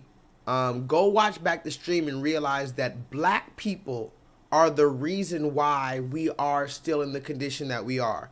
Of course, everybody else is shitting on us. Everybody else is joining up and beating us up. The only reason why we're still in the condition that we are is because we have so many of us that are willing to allow the devil to come and spit in our face. When Joe Biden in 2023 can march his old ass up and stumble his ass up on the stage and just talk and ramble for 30 minutes and nobody has no questions and all you niggas can do is stand up and clap, that's a problem on Black America. And we need to check that shit. You niggas talking about the cookout. Ain't no more cookout. Until the next time I see you, holla at your motherfucking boy. I'm gone. Please, I'm going to read your comments. Thank you. You know what? Let me read some comments before I get out of here. I was going to give you a vibrate higher, but let me give some more comments. Let me read some comments because I never read your comments and I have a few more minutes. I'm going to read your comments. Jay, thank you for joining me tonight. If anybody has anything to say that I haven't responded to, please put it in the comment section and I'll respond to it. I want to get out of here on a good note. Infinite Charms, thank you for joining me. Right. Titties just waving in public. Imagine having a straight conversation with a woman with her actual titties out. You trying your hardest not to look down. The moment you look down, you're a pervert. This is what they're doing to us, guys. It's not okay, like Jennifer said. The moment Jennifer, listen. I love you, but never should we all know the circumference and the radius of your areola. You hear me, Jennifer? Before I get out of here. Yes, I love you. And they're probably glorious like Oprah Winfrey's, but never should we all, the whole classroom should not know the circumference and radius of your areola. It should not be the case. And to sit up there at the fucking runway fashion show like this shit is normal. That's the problem. That's the problem I have. You think this shit is normal. We're supposed to be normal? You're supposed to... Oh, Jay. Is Jay here? Jay, this is what it is. This is the legitimization of what? Come on, before I get out of here. Just so I know that you guys are listening. What is this when a woman shows up, a pop singer, a pop actress, a pop star, shows up to the YSL runway, showing her bare tits while drinking champagne like, oh, let's talk about the weather. This woman showing her titties to the world and she wants to talk about the weather. She wants to talk about the goddamn Lakers. Let's talk about those tits waving in the sun. Or in your instance, not body shaming, but let's talk about those raisins in the sun, God. You ever heard about a raisin in the sun? This woman got 2 raisins in the sun sitting on her chest, talk about, oh my God, let's have a conversation about the Los Angeles Lakers. Bitch, how about your titties flapping? All right. I want to get some coffee. You want some coffee? No, thank you. I'm fine. How you doing, fellas? That's not decaf, is it? Viennese cinnamon. Oh, don't tell me we only got that powder stuff with cream again. I hate that stuff. No, the Greekers are tuaca. Oh, it's good. Yep. Don't work too hard. Thank you so much. That is how they treat you here at St. Laurent. I am so excited. Anthony, I love you.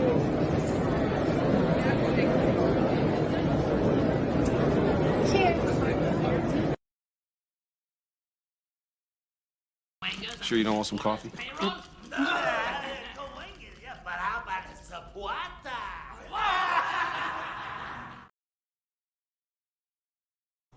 Alright, y'all, I'm about to get out of here. Anyway, like I said, you're going to see that all of this stuff that I'm talking about is going to become popular. It's going to become normal. And you're going to become the one who's not normal if you don't agree with it. So the question you have to ask yourself is, 1, you're either going to start agreeing with this shit, or 2, you're going to have to learn how to be okay with being the crazy one. I'm gone. I'm literally gone. Thank you guys. I want to say that. The last thing I had to say is that you're going to have to come up with two solutions. One, you're going to go along with this shit. You're going to fold. You're going to go along with what everybody else says and you're going to be a fucking robot. Or you're going to hold on your fucking nuts. You're going to hold on your fucking breasts. And you're going to be a human being that God created. And you're going to be willing to be called crazy. So which one are you going to do? You're going to be willing to be called crazy, or are you going to be going along with the flock just so that you don't get called out? Well, that's for you to decide. I already know what I've made my decision to be. As far as you can decide what you want.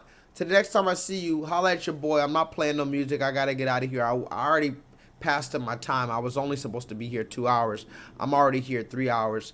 Go watch this stream back and realize why we stopped going to church, but also realize why we have to make it real.